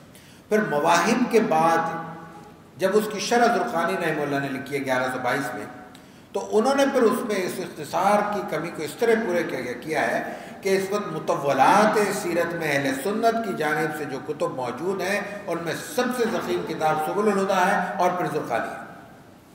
سب مطول ترین کتب یہ دو ہمارے درمیان موجود ہیں، مواہب لدنیہ اور پھر اس کی زرقانی، اس کی شرح الزرقانی علی المواہب۔ ان دونوں میں ایک بات، اور پھر وہ کسی حد تک بات حلبی میں بھی موجود ہے، اور پھر وہ شامی کے یہاں بھی موجود ہے، وہ استناد کا پہلو ہے۔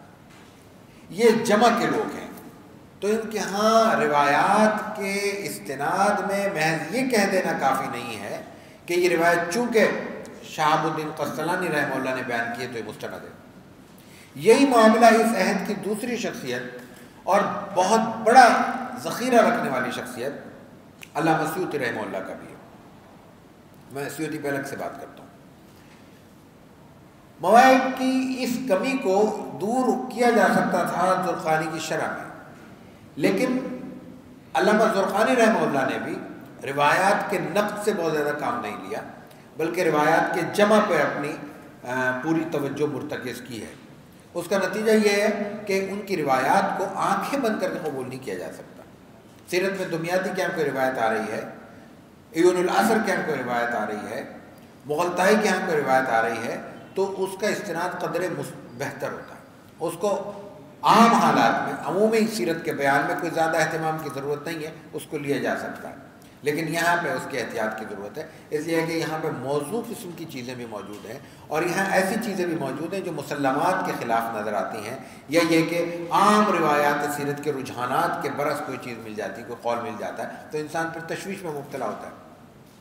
یہ بات یاد رکھنی چاہیے کہ جیسے حدیث کا معاملہ ہے، اور حدیث میں بعض جگہ بہت زیادہ ایک دوسرے سے تعارض کی کیفیت پیدا ہو جاتی ہے، تو اس کو کچھ اصولوں کے ذریعے مرتب کرنے کی یا اس کو رفع کرنے کی کوشش کی جاتی ہے، اور پھر جمع و تطبیق کی اگر کیفیت موجود نہ ہو تو پھر ترجیح کی طرف جایا جاتا ہے۔ یہی سارا عمل سیرت طیبہ میں بھی ہوتا ہے، اور باضابطہ ہوتا ہے، اور مسلسل ہوتا ہے، اور شروع دن سے چلا آ رہا ہے، اس میں کوئی تشویش کی بات نہیں ہونی چاہیے۔ میں اگر اس پہ بات آگے چل کے موقع ملا تو کروں گا۔ ایک مثال میں اگر عرض کر دوں، معراج کا واقعہ دو نوعیتوں کے واقعات سے تعارض کا شکار نظر آتا ہے۔ آپ علیہ الصلوۃ والتسلیم، معراج سب جانتے ہیں کہ وہ 2 حصوں پر مشتمل ہے، یعنی پہلا تو اسرا ہے، معراج تو بعد میں۔ تو بیت اللہ سے جب بیت المقدس تک آپ کا براق کا سفر ہوا ہے، اس کے بارے میں 2 روایت ملتی ہیں۔ ایک روایت یہ ملتی ہے کہ آپ بیت اللہ سے تشریف لے گئے، ایک روایت یہ ملتی ہے کہ آپ ام ہانی کے گھر سے تشریف لے گئے۔ ہمارے واعظین کو اللہ تعالیٰ نے یہ ملکہ عطا کیا ہے کہ وہ چھانٹ کے کوشش کر کے کمزور روایات کو اپنی موضوع گفتگو بناتے ہیں، اور تحقیقی روایت کو کہتے ہیں کہ یہ تو اہل علم کیا ویسی متداول ہیں، اس کو کیا بیان کرنا۔ اب جو روایت امام بخاری نے بیان کر دی وہ تو ضائع نہیں ہو سکتی، تو جو روایت امام بخاری نے نہیں لکھی اس کو مشہور کرنا چاہیے نا، تاکہ وہ ضائع نہ ہو، وہ بھی ظاہر ہے ہمارا تراث ہے۔ تو ام ہانی کی روایت چلی آ رہی ہے، ہر گفتگو، ہر جمعہ، ہر معراج کی شب ام ہانی کی روایت، جو بخاری کی روایت ہے وہ ہم نظر انداز کر دیتے ہیں۔ تو یہ تعارف کی کیفیت ہوتی ہے جب روایت کے استناد میں عقلاً، روایتاً، درایتاً، سنداً، متناً ایک چیز ہمارے سامنے مضبوط موجود ہو، تو پھر یہ کوئی ٹیکنیکل قسم کی ترجیح اور راجح اور مرجح کا بھی مسئلہ نہیں ہوتا کہ ہم اس کے لیے بڑے اپنے فارمولے لگائیں، اچھا یہ ترجیح کی کیفیت نہیں ہے تو یہ ہو جائے، اور یہ کیفیت نہیں ہے تو یہ ہو جائے، جو اہل علم جس سے واقف ہیں۔ سیدھی بات ہے کہ جب روایت میں آتا ہے، اور بخاری کی روایت میں آتا ہے کہ آپ صلی اللہ علیہ وسلم بیت اللہ سے تشریف لے گئے، رات کا وقت ہے، تو وہ آپ بیت اللہ میں ہی ہوں گے، ام ہانی کے گھر کیا کر رہے تھے آپ؟ تو اس نوعیت کی چیزیں، پھر اس میں بعض اوقات جمع کی بھی ایک غیر معمولی ہمیں صلاحیت حاصل ہے۔ جب ہم کسی کو نظر انداز کرنا چاہیں تو وہ اس سے چمٹیوں سے پکڑ کے جوئیں نکالنے کا بھی فن جانتے ہیں، اور جب کوئی چیز ہمارے خاص ذوق کی آ جائے تو بہت غیر معمولی طور پہ آگے جا کے جمع کرنے کا بھی فن جانتے ہیں۔ تو اس سے مراد یہ ہے کہ بیت اللہ سے مراد یہ ہے کہ ام ہانی کا گھر بھی بیت اللہ کے قریب تھا، تو بھائی بیت اللہ کے قریب تھا تو ام ہانی کا گھر کہا جائے گا نا، روایت میں کیوں کہا گیا کہ وہ بیت اللہ سے گئے؟ پھر اس میں حتیم کا ذکر بھی آتا ہے، تو حضرت ام ہانی حتیم میں تو مقیم نہیں ہوں گی نا۔ خیر، تو میرا کہنے کا مقصد یہ کہ یہ مباحث شروع سے میرے سیرت میں نظر آ رہے ہیں، اس میں کوئی اچھمبے اور حیرت کی بات نہیں ہے۔ تو اس میں جو ہمارے اہم ترین راوی ہیں جن کا ہم نے ذکر کیا وہ ہیں مواہب الدنیا کے قسطلانی، یہ اہم کتاب ہے، اور اس کا یہ عام طور پر زرقانی کے ساتھ شائع ہوتی ہے، لیکن علیحدہ سے بھی شائع ہوئی ہے، اور اس کا اردو ترجمہ بھی ہمارے ہاں موجود ہے الگ سے، مواہب کا۔ پھر اس کے بعد سبل الہدا جو اہم ترین کتاب ہے، یہ حلبی جو اہم ترین کتاب ہے، اس کی تاریخی ترتیب سے صدر جائیں سے پہلے میں علامہ سیوطی رحمہ اللہ کا ذکر کرنا چاہوں گا۔ علامہ سیوطی رحمہ اللہ سب جانتے ہیں، ہمارے ہاں درس نظامی کا وہ حصہ ہونے کی وجہ سے ویسے ہی متعارف ہے، 911 میں ان کا انتقال ہوا ہے۔ جلالین میں ایک جلال الدین بھی ہیں، نصف آخر جو ہے وہ علامہ جلال الدین سیوطی کا ہے۔ تو جو علامہ جلال الدین سیوطی رحمہ اللہ کا اصل تعارف ہے وہ جمع کا تعارف ہے، وہ تنقید کے عام طور پر آدمی نظر نہیں آتے، اور یہ انسانی مزاج اور شخصیت کے عناصر کے زیر اثر ہوتا ہے، بعض لوگوں کا مزاج ہوتا ہے، یہ کوئی کمزور بات نہیں ہے۔ یہ میں اس لیے کہہ رہا ہوں کہ ہمارے ہاں ایک علامہ سیوطی پر گفتگو کرتے ہیں، ہم اپنے محلے کے امام پہ کوئی تنقید نہیں کر سکتے، آپ سب ائمہ کرام ہیں تو اس لیے معذرت کے ساتھ، لیکن اپنے سے پہلے گزرنے والے ہر شخص پہ ہم کچھ نہ کچھ اچھال سکتے ہیں۔ تو بڑے آرام سے ہم میں نے مسند تدریس پر بیٹھے ہوئے اساتذہ حدیث کو یہ بات کہتے ہوئے سنا، اس لیے افسوس ہوتا ہے، اس لیے میں یہ عرض کر رہا ہوں کہ وہ تو حاطب اللیل تھے، عام طور پہ کہہ دیا جاتا ہے، ایسا معاملہ نہیں ہے۔ میں ایک جملے کی طرف، ایک ان کے قول کی طرف اشارہ کرنا چاہ رہا ہوں، ان کی ایک تفسیر الدر المنصور بھی ہے، آپ لوگ جانتے ہیں۔ الدر المنصور میں انہوں نے سورہ نجم کی تفسیر میں قصہ غرانیق بھی ذکر کیا ہے، لیکن یہ یاد رکھنے کی بات ہے وہ صرف سیوطی نے ذکر نہیں کیا، اس سے پہلے بہت پہلے طبری بھی ذکر کر چکے، موجود ہے۔ جب ہمارے پاس دوست یہ کہتے ہیں کہ یہ اس نوعیت کے جو رسول اللہ صلی اللہ علیہ وسلم کے حوالے سے توہین آمیز چیزیں ذکر ہوتی ہیں تو اس کو ہم نے اپنے ہاں سے مواد فراہم کیا، تو یہ بات درست ہے، لیکن عادی ہے، یہ بات عادی ہے، اس لیے کہ یہ مواد ہمارے ہاں موجود ہونے کے باوجود یہ مواد ہمارے ہاں کبھی بھی دلچسپی کا موضوع نہیں رہا، اور ہمیشہ اس کے خلاف رد لکھا جاتا رہا ہے۔ اب اس کی ایک چھوٹی سی مثال میں عرض کروں کہ حاطب اللیل کہنا کیسے درست ہو سکتا ہے، سیوطی رحمہ اللہ کو انہوں نے ذکر کیا ہے، یہ حاطب اللیل ہونے کی علامت ہے، لی انہوں نے روایت جب دے دی. لیکن آگے کیا کہتے ہیں؟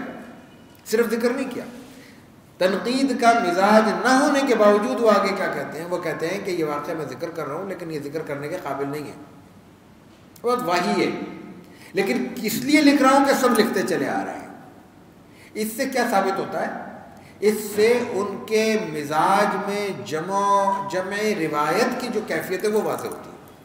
اس سے محسوس ہوتا ہے کہ ان کا منہج اصل کیا ہے تمام کتب میں. ظاہر ہے کہ یہ خاص قدر المنصور کی بات تو نہیں ہوگی، ہر جگہ ہوگی. اب یہ بات ہم سامنے رکھیں تو پھر ان کی کتابوں کا مطالعہ آسان ہو جاتا ہے اور ہمارے لیے ان کتابوں کا مقام مرتب متعین کرنا بھی آسان ہو جاتا ہے. اس کا مفہوم یہ ہے کہ ہمیں کوئی روایت کہیں نہ ملے تو ان کی اس موضوع کی کتاب اٹھا لی جائے تو ہمیں وہ روایت ملنے کا امکان ہوگا، لیکن ان کی روایت کو بغیر جر و تعدیل کے قبول نہیں کیا جائے گا. یہ ان سے استفادے کا منہج ہے. اب اس میں کیا قباحت ہے؟ تو ان کی جو اہم ترین کتاب سیرت ہے وہ الخصائص الکبریٰ ہے، 2 جلدوں میں. میں نے بالکل ابتدا میں دلائل پر بات کرتے ہوئے بیہقی کے ذکر میں اس کا ذکر کیا تھا. اس میں بھی یہی کیفیت ہے. اس کی ہر روایت بیان کرنا ممکن نہیں ہے، ہر روایت کو استناد کا درجہ دینا ممکن نہیں ہے. لیکن جب ہم اردو ترجموں سے استفادہ کرتے ہیں اور پھر جب اردو ترجموں کو سب کچھ سمجھتے ہیں اور پھر اس سے پہلے اس فن سے کوئی مناسبت نہیں رکھتے اور پھر شخصیات سے ہمارا عقیدت کا غلو کے درجے میں یہ رشتہ قائم ہو جاتا ہے کہ بس جب علامہ سیوطی نے کہہ دیا تو حرف آخر ہے، علامہ ابن حجر نے کہہ دیا تو حرف آخر ہے، تو وہ پھر کیفیت تبدیل ہو جاتی ہے. یہ ہمارے کمزور علم کی بنیاد پر ہوتا ہے. علم کی بنیاد دلیل اور استدلال پر ہوتی ہے. دنیا میں علم جو آگے بڑھتا ہے وہ تنقید سے آگے بڑھتا ہے. لیکن ہماری مجبوری یہ ہو گئی ہے کہ ہم نے شخصیت پرستی کے اس ماحول میں تنقید اور تنقیص کو گڑبڑ کر دیا. نتیجہ اس کا یہ ہے کہ ایک جانب ہم تنقید سے دستکش ہو گئے ہیں اور یا پھر جب تنقید میں آگے بڑھتے ہیں تو تنقیص کو ہی تنقید کی بنیاد بنا لیتے ہیں. ایک شخص بڑے سے بڑے عالم سے بڑی غلطی ممکن ہے، لیکن اس بڑی سے بڑی غلطی کے باوجود اس کا یہ مقام، ہمارا یہ مقام نہیں ہے کہ اس پہ ہم اپنے دل میں کوئی کدورت محسوس کریں یا زبان سے اس کے لیے کوئی کمزور لفظ کا اضافہ کریں. میں اس کی اگر مثال دینا چاہوں، مجدد الفسانی رحمۃ اللہ تعالیٰ علیہ سب سے بڑے ناقد ہیں ابن عربی رحمہ اللہ کے.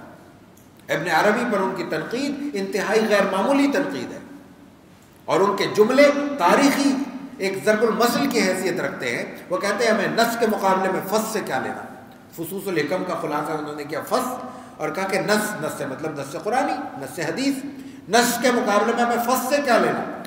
دوسرا جملہ بولتے ہیں فتوحات مدنیہ کے مقابلے میں ہمیں فتوحات مکیہ سے کچھ نہیں لینا. فتوحات مکیہ ابن عربی کی کتاب ہے، فتوحات مدنیہ سے مراد رسول اللہ صلی اللہ علیہ وسلم کی سنت ہے. اتنی بڑی تنقید کے بعد وہ کیا کہتے ہیں؟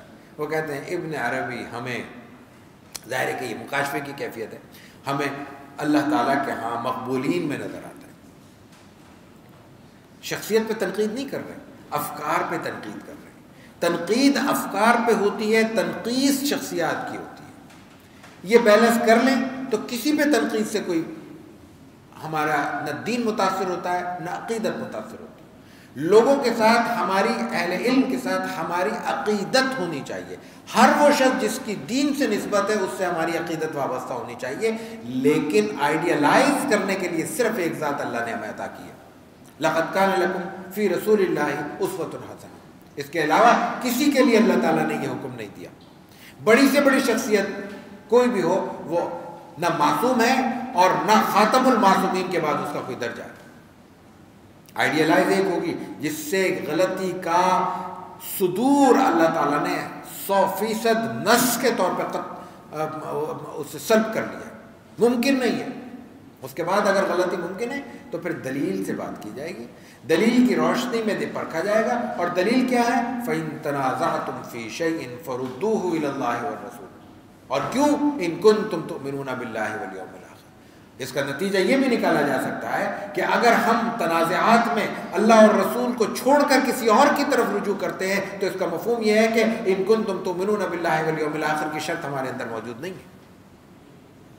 تو جناب رسول اللہ صلی اللہ علیہ وسلم کے حوالے سے یہ سیرت طیبہ کی کتب کا، جن کتب کا بھی ہم نے ذکر کیا یا جن کتب کا ہم ذکر نہیں کر سکے، ان سب سے استفادے میں یہ اصول پیش نظر رہنا چاہیے کوئی شخصیت حتمی نہیں ہے، کوئی کتاب حتمی نہیں ہے، کہ کوئی بیان حتمی نہیں ہے۔ دلائل اصول ہیں، ضابطے ہیں، ان کے نتیجے میں روشنی میں پرکھا جائے گا، اس کی پرکھ کے نتیجے میں جو بات ہم کسی کو دلیل کے ساتھ سمجھ میں آئے گی وہ اس کے لیے حجت ہے۔ علامہ سیوطی رحمہ اللہ نے سیرت پر بہت لکھا ہے، ان کی کتب سیرت اگر شمار کی جائیں تو وہ درجنوں سے میں آتی ہے، اور ایک ایک موضوع پر ایک سے زائد کتب موجود ہیں، اسماء النبی صلی اللہ علیہ وسلم پر ایک سے زائد کتب موجود ہیں، درود اور فضائل نبوی صلی اللہ علیہ وسلم پر ایک سے زائد کتب موجود ہیں، خصائص نبوی پہ الخصائص الکبریٰ کے علاوہ بھی کچھ چیزوں کے نام ملتے ہیں، اور ایک بہت اچھا یعنی اچھے سے مراد کے اس میں چیزوں کا احاطہ کیا گیا ہے۔ آپ کی کتب سیرت اور سیرت نگاری کے حوالے سے ایک مقالہ ہوا ہے، اور اس کا کچھ حصہ انشاءاللہ جلد ہمارے مجلے چشمہ السیرہ کا حصہ بن رہا ہے، تو اس میں وہ چیزیں آ رہی ہیں۔ تو ان تمام چیزوں میں خاص طور پر سیوطی رحمہ اللہ کے یہاں جو چیز ملتی ہے وہ سیرت کی توقیت، سیرت کے وقائع سیرت کے ہم کہہ سکتے ہیں، ان سے زیادہ آپ صلی اللہ علیہ وسلم کی محبت، عظمت، فضیلت، مقام اور مرتبے، دلائل اور خصائص اور خصائل، شمائل پر بھی ان کی کتاب ملتی ہے۔ ان تمام چیزوں کو انہوں نے زیادہ فوکس کیا ہے، یعنی جس سے رسول اللہ صلی اللہ علیہ وسلم کے ساتھ قلبی تعلق اور محبت اور عقیدت اور احترام میں اضافہ ہوتا ہے، اور جس کے نتیجے میں ہم ذات رسالت مآب علیہ الصلوۃ والتسلیم کے ساتھ اپنے قلبی محبت کو مزید آگے بڑھا کر محسوس کر سکتے ہیں۔ علامہ سیوطی کے بعد جو اہم ترین کتاب ہمارے سامنے ہے وہ سبل الہدی والرشاد ہے۔ علامہ محمد بن یوسف الصالح الصوفی الصالح شامی، یہ 942 میں انتقال ہوا ہے، اور 1044 میں حلبی آتے ہیں، علی بن برہان الدین حلبی۔ ان کی کتاب کو عام طور پہ حلبیہ کہتے ہیں، سیرت حلبیہ کے نام سے اس کا ترجمہ بھی ہو چکا ہے، لیکن اصل کتاب کا نام انسان العیون فی سیرت امین المأمون ہے۔ 3 جلدوں میں عربی میں یہ کتاب موجود ہے۔ انسان العیون میں کہہ سکتا ہوں کہ حلبی اور زرقانی کا خلاصہ ہے، یعنی انہوں نے نہیں خلاصہ کیا، لیکن جو مباحث اس میں ملتے ہیں ان تمام کا ایک اچھا ذخیرہ اختصار کے ساتھ اس میں میسر آ جاتا ہے، اسی لیے یہ زیادہ متداول ہوئی، کیونکہ یہ 3 جلدوں میں، زرقانی 9، 11، 12 جلدوں میں شائع ہوئی ہے، سبل الہدی والرشاد 12 جلدوں میں شائع ہوئی ہے، 2 اشاریہ کی جلدیں الگ ہیں، کل 14 جلدیں بنتی ہیں۔ لیکن جو اس عہد آخر کی یا اب تک کی اہل سنت کے جانب سے جو کتب سیرت لکھی گئیں، ان میں جو موجود کتب ہیں، جو ذخیرہ ہم سے چھوٹ گیا، یہ جو ذخیرہ آج ہمارے درمیان موجود نہیں ہے، یا جو ذخیرہ ممکن ہے کہ کل ہم پہ میسر آئے، ان میں جامع ترین اصلاً کتاب کی صورت میں جو ذخیرہ ہے وہ سب سے بڑا سبل الہدی والرشاد کا ہے۔ سبل الہدی والرشاد میں بھی یہ بات یاد رکھنے کی ہے کہ تمام کے تمام بیانات مستند نہیں ہیں، ان کے ہاں بھی جمع کی کیفیت ہے، ان کے ہاں بھی روایات میں کمزور، ضعیف، موضوع، مستند ہر طرح کی روایات نظر آ جاتی ہیں، لیکن بہرکیف انہوں نے اس سارے ذخیرے کا ایک عمدہ مجموعہ سبل الہدی والرشاد کی صورت میں ہمیں عطا کیا ہے۔ علامہ محمد بن یوسف الصوفی الصالح الشامی، دائرہ شام سے تعلق تھا، ایک اپنے عہد کے مستند ترین عالم ہیں، اور انہوں نے غیر معمولی طور پر سیرت طیبہ کے مختلف جہات کو جمع کرنے کی ایک سعی کی اور کامیاب کوشش کی۔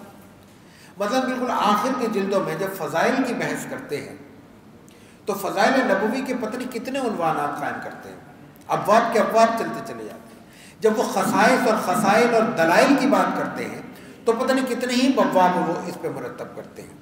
پھر جو غزوات ہیں، پھر جو سرایا ہیں، سب سے زیادہ تعداد وہ بیان کرتے ہیں۔ غزوات و سرایا کی جو بحث ہے وہ بھی غیر معمولی بحث ہے۔ اس میں مسئلہ یہ پیش آتا ہے کہ آپ علیہ الصلوۃ والتسلیم نے مجموعی طور پر جن غزوات میں آپ کو کسی مقابلے کا سامنا کرنا پڑا وہ 9 ہیں، اس کے علاوہ کوئی 28 کہتا ہے، کوئی 27 کہتا ہے، کوئی 29 کہتا ہے، کسی نے 24 شمار کیے ہیں، کسی نے 19 شمار کیے۔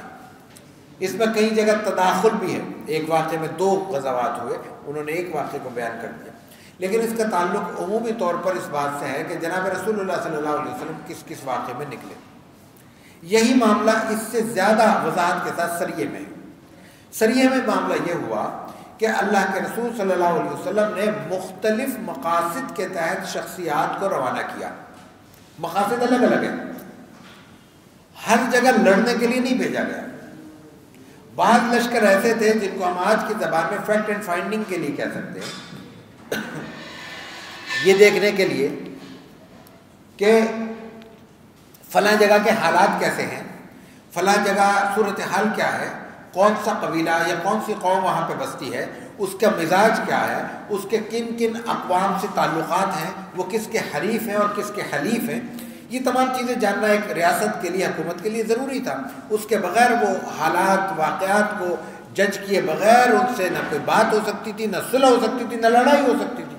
اب میں قوت کو چیلنج کر دوں، معلوم ہوا کہ دنیا کی بڑی قوتیں اس کے پیچھے ہیں، تو مجھے میری تیاری کے بغیر میرے اس چیلنج کرنے سے مجھے نقصان ہوگا۔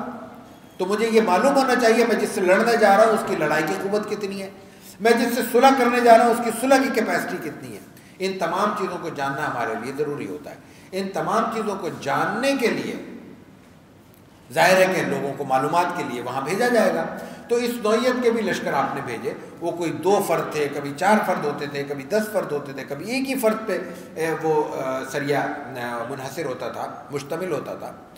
تو ان تمام کی تعداد کو جو علامہ سبل الہدی والرشاد میں علامہ شامی رحمہ اللہ نے مرتب کیا، وہ 87-88 سرایہ بیان کرتے ہیں، جو سب سے زیادہ تعداد ہے، اور پھر ان کا احوال بھی ذکر کرتے ہیں، اور زیادہ تر حصہ ان کا باحوالہ ہے۔ اس کی تخریج جو نسخہ کم از کم میرے پاس ہے، مجھے نہیں پتہ اس کے کتنے نسخے ہیں، لیکن وہ بہت زیادہ کوئی غیر معمولی تخریج نہیں ہے، اس میں بہت زیادہ حوالے جات کا اہتمام نہیں ہے، لیکن بہرحال بنیادی حوالے اس میں ملتے ہیں۔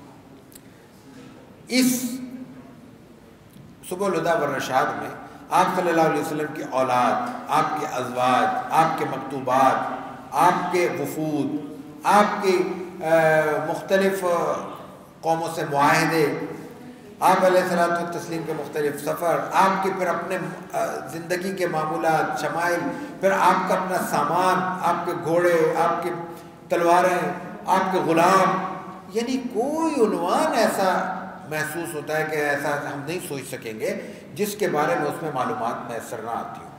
اس لیے میں نے عرض کیا کہ اہل سنت کی جانب سے، مسلمانوں کے گروہ کی جانب سے جو سب سے بڑی ضخیم ترین کتاب آج ہمارے درمیان موجود ہے وہ سبل الہدی والرشاد ہے، اس لیے کہ اہل تشیع کے سیرتی لٹریچر میں کتب اس سے زیادہ موجود ہے، اس سے زیادہ ضخامت کی موجود ہے، یعنی تعداد میں تو ان کی تعداد کم ہوگی، یعنی عدد کے اعتبار سے، لیکن جلدوں میں جو سب سے زیادہ کتابیں لکھی گئی ہیں ضخامت کے اعتبار سے، وہ یعنی ہمارے علم میں ممکن ہے، میں نے بہت زیادہ تتبع نہیں کیا، لیکن مجھے میرا خیال ہے کہ یہ بات میری درست ہوگی کہ اردو میں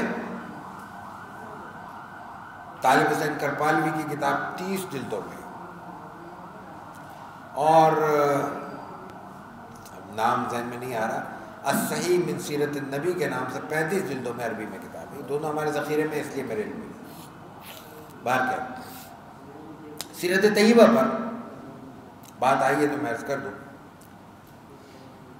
عربی میں جو کتب مطبوع موجود ہیں ان کی تعداد کم و بیش 15,000 ہے، کم و بیش۔ اس پر میں آخری گفتگو میں عہد جدید میں جو سیرت نگاری ہے اس میں میں چند باتیں عرض کروں گا۔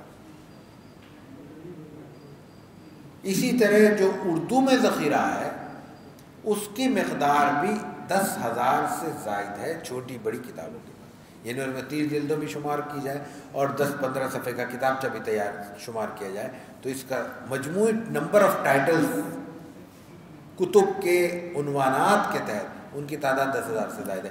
مجلدات کو شمار کیا جائے، ان کے مختلف نسخوں اور اشاعتوں کو شمار کیا جائے تو یہ 15,000 سے اوپر جاتی ہے بات۔ اور میں عرض کر دوں کہ یہ وہ ہے جو چیزیں معلوم ہیں۔ معلوم ہونے کی کیفیت یہ ہے کہ اس وقت اردو دنیا 2 حصوں میں تقسیم ہے۔ ایک بہت بڑا لٹریچر انڈیا سے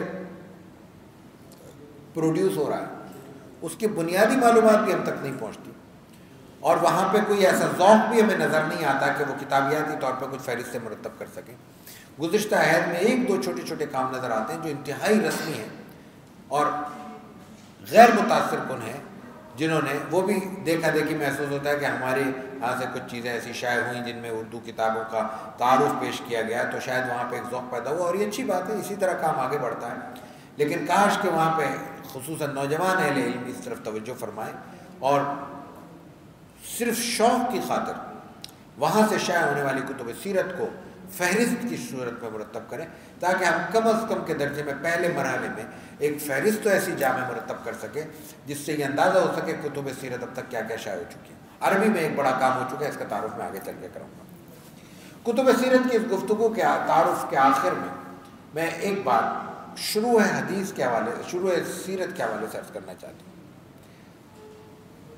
ہم مدارس کی دنیا میں کتب فقہ اور کتب حدیث کی شروع سے واقف ہیں، بہت زیادہ تو واقف نہیں ہیں، لیکن ایک بڑے ذخیرے سے واقف ہیں۔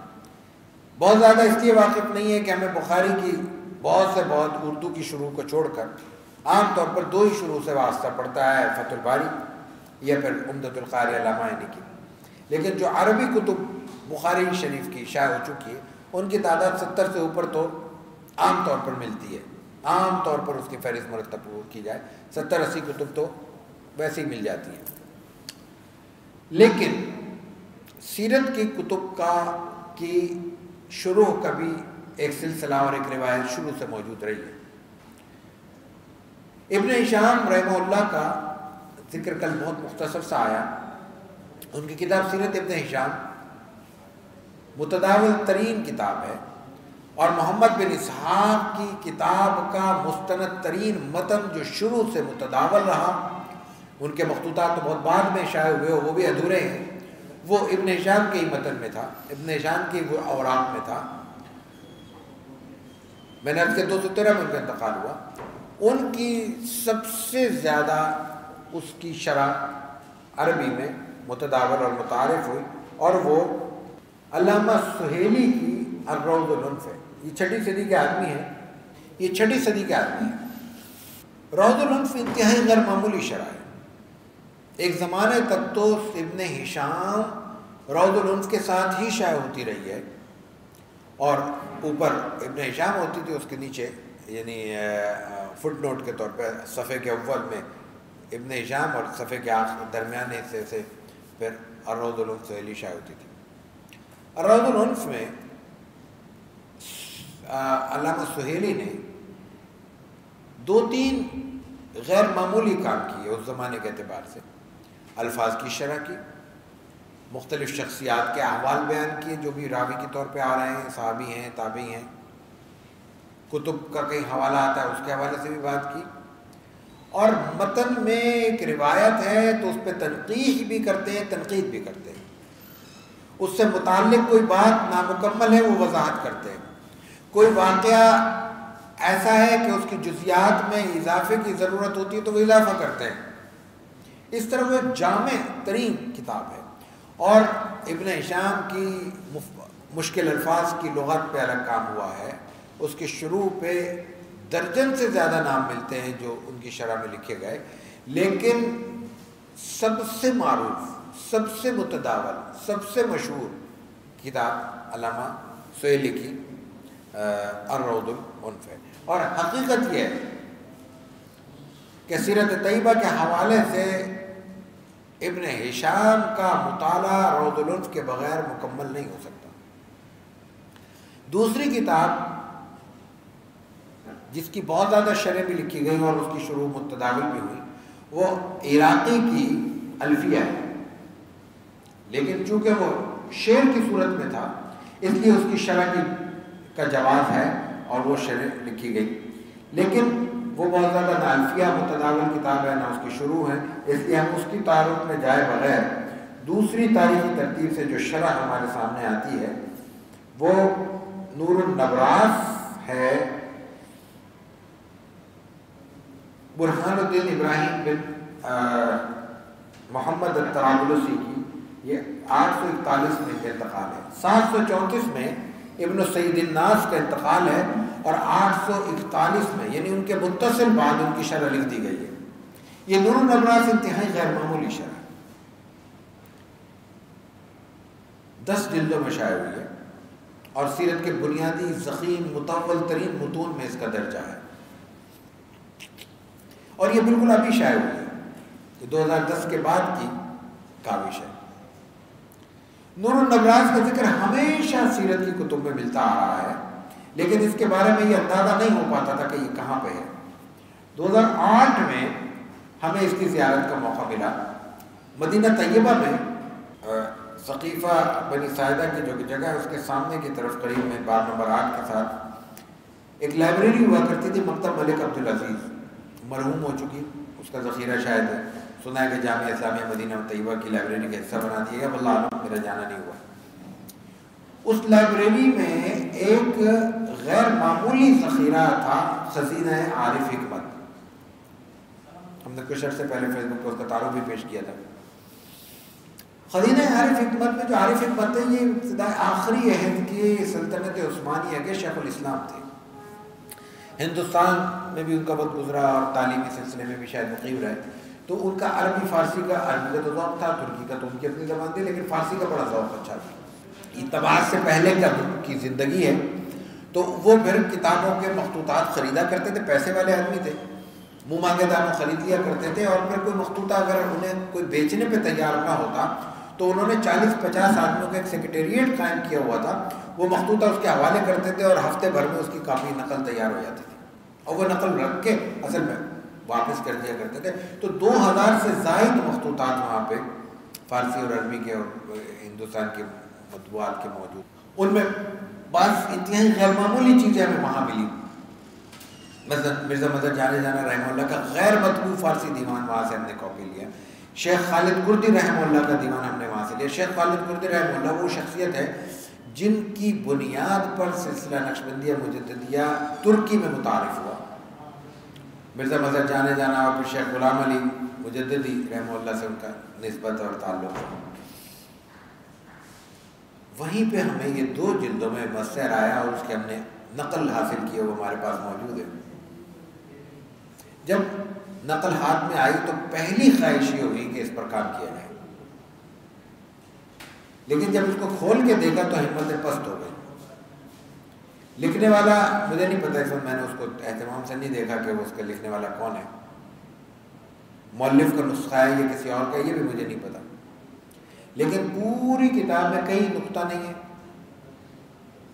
کہیں کوئی شوشہ نہیں ہے، کاف کا نشان بھی موجود نہیں ہے، اور سین و شین کے شوشے بھی موجود نہیں ہے، بہت کم ہے۔ تو اس کو پڑھنا یہ ایک کار دارت تھا، تو ہم نے پھر کوشش کی، چند صفحے پڑھے بھی عیون الاثر کو سامنے رکھ کے، ظاہر ہے کہ عیون الاثر کی عبارت تو پڑھی گئی اس کے قالہ کے حساب سے، قولہ کے عنوان سے، اس کے بعد پھر انہوں نے کیا لکھا وہ اسی کے ضمن میں لکھا ہوگا، تو قیاس کرتے کرتے کچھ ہم نے پڑھا، لیکن اس کے بعد مجھے اطلاع ملی کہ ام القرآن غالباً اس پہ کام شروع ہوا، پھر اس کے کچھ تھیسس ہمیں میسر بھی آئے اور پھر وہ بہت جلد شائع ہو گئی، تو پھر ظاہر ہے کہ ہم نے اس کو نہیں کیا۔ انتہائی غیر معمولی شرح ہے، ایک ایک لفظ اور ایک ایک حرف پر انہوں نے کلام کیا ہے، اور پھر جنہوں نے اس کو مرتب کیا ہے، مدون کیا، انہوں نے بھی خاصی محنت سے کام کیا ہے۔ عام طور پہ ایم فل اور پی ایچ ڈی کے مقالات دنیا بھر میں بہت کم محنت سے لکھے جا رہے ہیں، مسلمانوں کا یہ خاص ذوق ہے کہ وہ ڈگری لینے کو زیادہ ترجیح دیتے ہیں، لیکن یہ کہ بہرحال اچھے کام بھی ہوتے ہیں، ان میں یہ جتنی ہماری کتب ہیں جن کا ہم تعارف کرا رہے ہیں، ان میں بڑا حصہ اسی نوعیت کی تحقیق کی صورت میں سامنے آیا ہے۔ جو ہمارے بڑے اساتذہ تحقیق آج کے دور میں دکتور ضیاء اکرم ضیاء عمری کی طرف چیزیں منسوب ہیں، سہیل زکار کی طرف منسوب ہے، ڈاکٹر حمید اللہ مرحوم نے جو کام کیے، یہ سب بڑے بڑے لوگ ہیں، اور انہوں نے بہت غیر معمولی کاوش کے ذریعے متون سیرت کو مرتب کر کے ہم تک پہنچانے میں کامیابی حاصل کی ہے۔ تیسری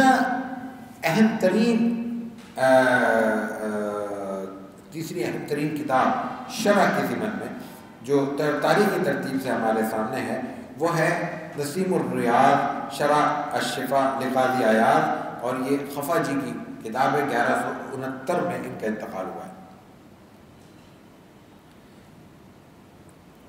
ہم بہت اہتمام کے ساتھ قاضی عیاض کے الشفا کا ذکر کر چکے ہیں۔ قاضی عیاض کی کتاب الشفا کی کئی شروح لکھی گئی، لیکن جیسے ابن ہشام کی ایک ہی شرح متداول و معروف ہوئی سہیلی کے الروض الالف، اسی طرح الشفا کی بھی ایک ہی شرح بہت زیادہ مقبول ہوئی اور معروف ہوئی، وہ نسیم الریاض ہے، اور یہ نسیم الریاض اردو میں شائع ہو چکی ہے۔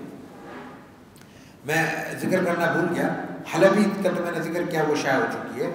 سبل الہدی والرشاد بھی پورے کی پوری کتاب اردو میں مکمل طور پر 12 جلدیں 6 والیوم میں، ایک میں 2 کر کے وہ شائع ہو چکی ہے، نہیں بلکہ شاید 8 جلدوں میں بارکیف۔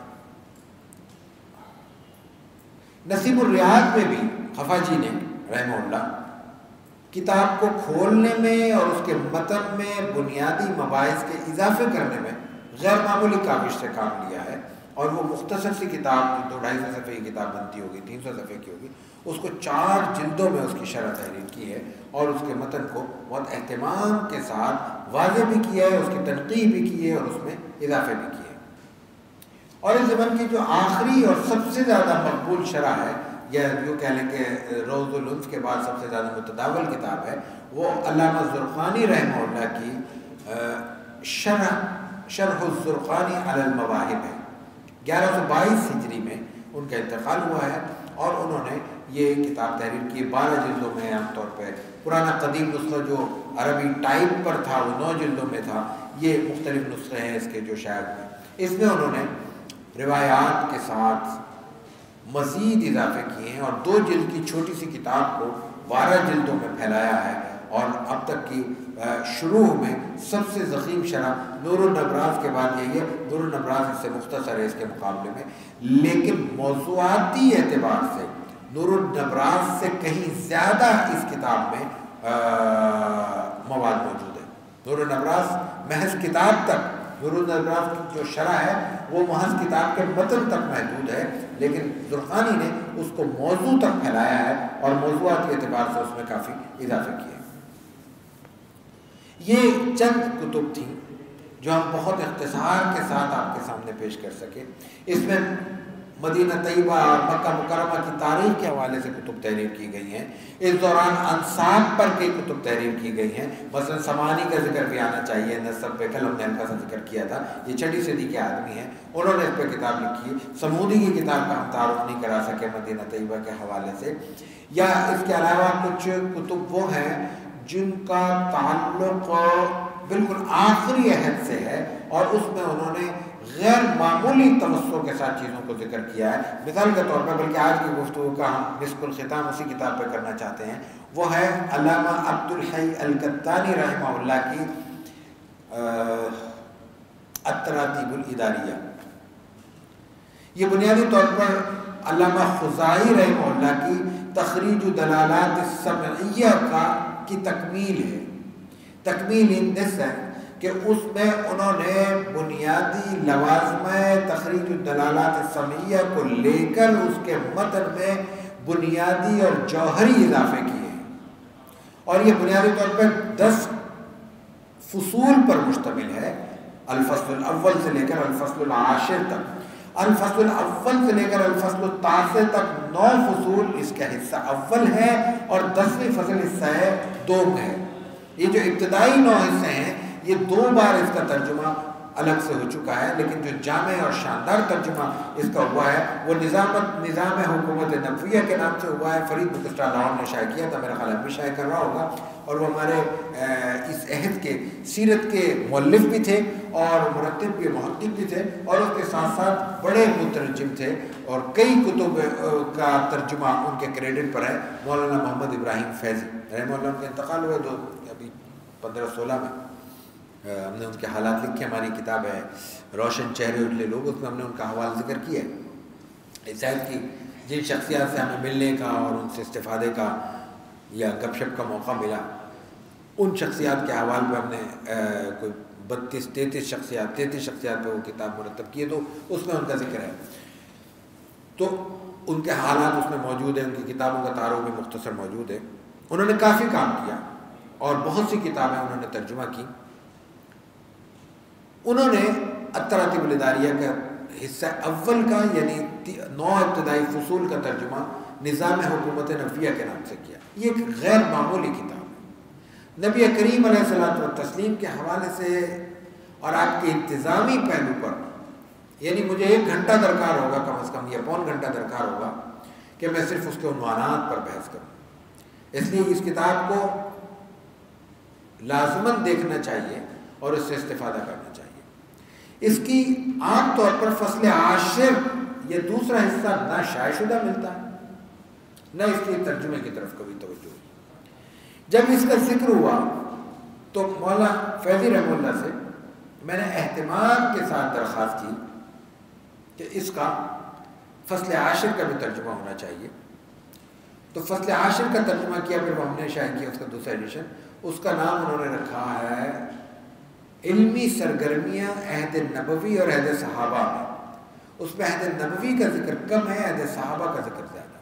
لیکن عہد صحابہ میں صحابہ کرام کے حوالے سے جو معلومات اس میں ہیں اور جس تنوع کے ساتھ اور جس دلچسپی کے ساتھ عنوانات اس میں ہیں، وہ انسان کو ششدر کرنے والا، انسان حیرت سے ایک دفعہ منجمد ہو جاتا ہے.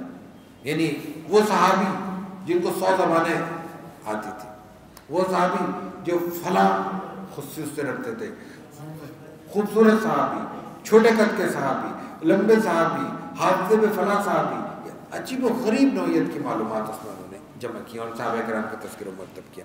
پھر تعلیم و تربیت کے حوالے سے جو معلومات ہیں عہد صحابہ اور عہد نبوی کے حوالے سے یا مسلمانوں کے ابتدائی دور اول میں نظام تعلیم کے حوالے سے جن حضرات نے یا نظام ریاست کے حوالے سے جن حضرات نے کتابیں تحریر کی ہیں، ان کا بنیادی مصدر تراتیب الاداریہ ہے. تخریج دلالات سمیہ کا اردو ترجمہ موجود نہیں ہے، لیکن اب شاید اس کی اہمیت بھی نہیں ہے، اس لیے کہ اس کا بنیادی لوازمہ تراتیب الاداریہ میں آ گیا ہے. اس کا جب دوسرا جلد کا ترجمہ میں عرصے سے پیچھے لگا، اس کا جو ابتدائی لکھا ہے مولانا فیضی صاحب نے، اس میں ذکر کیا انہوں نے، ہم 2 حضرات کا ذکر کیا، ایک بڑے آدمی کا ایک چھوٹے آدمی کا اکٹھے. ایک مولانا ہمارے تھے ڈاکٹر سید محمد ابو الخیر کشفی رحمہ اللہ، اردو شعبہ اردو کے صدر رہے کراچی یونیورسٹی میں، لیکن بنیادی تعارف ادب کے ساتھ ساتھ سیرت ہے. سیرت میں انہوں نے پوری ایک سیریز 3 جلدوں کی تحریر کی، دارالاشاعت سے شائع شدہ ملتی ہے. حیات محمد قرآن حکیم کے آئینے میں، مقام محمد قرآن حکیم کے آئینے میں، اور اخلاق محمد قرآن حکیم کے آئینے میں صلی اللہ علیہ وسلم. اتفاق کی بات ہے کہ ہم تینوں حضرات عمرے پہ اکٹھے تھے اور میں عرصے سے مصر تھا فیض صاحب پہ کہ وہ اس کا ترجمہ کریں دوسرے حصے کا. تو میں نے موقع غنیمت سمجھتے ہوئے، فیض صاحب بہت غیر معمولی قلبی تعلق رکھتے تھے رسول اللہ صلی اللہ علیہ وسلم سے، اور ان کی حالت بہت غیر رہتی تھی مدینہ طیبہ میں، ان سے بات کرنا بڑا مشکل ہوتا تھا، عجیب جذب کے آدمی تھے. تو میں نے موقع غنیمت سمجھا، میں نے کشفی صاحب سے کہا، میں نے کہا یہ میری بات نہیں مان رہے، آپ میری سفارش کر دیں.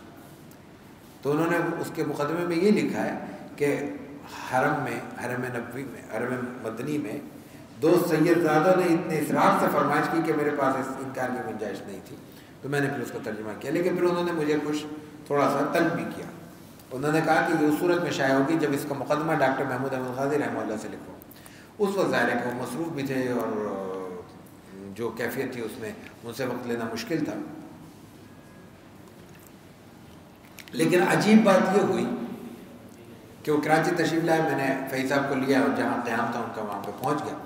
میں نے بتایا، وہ بہت خوش ہوئے، وہ جانتے تھے فیض صاحب کی چیزیں پڑھ چکے تھے.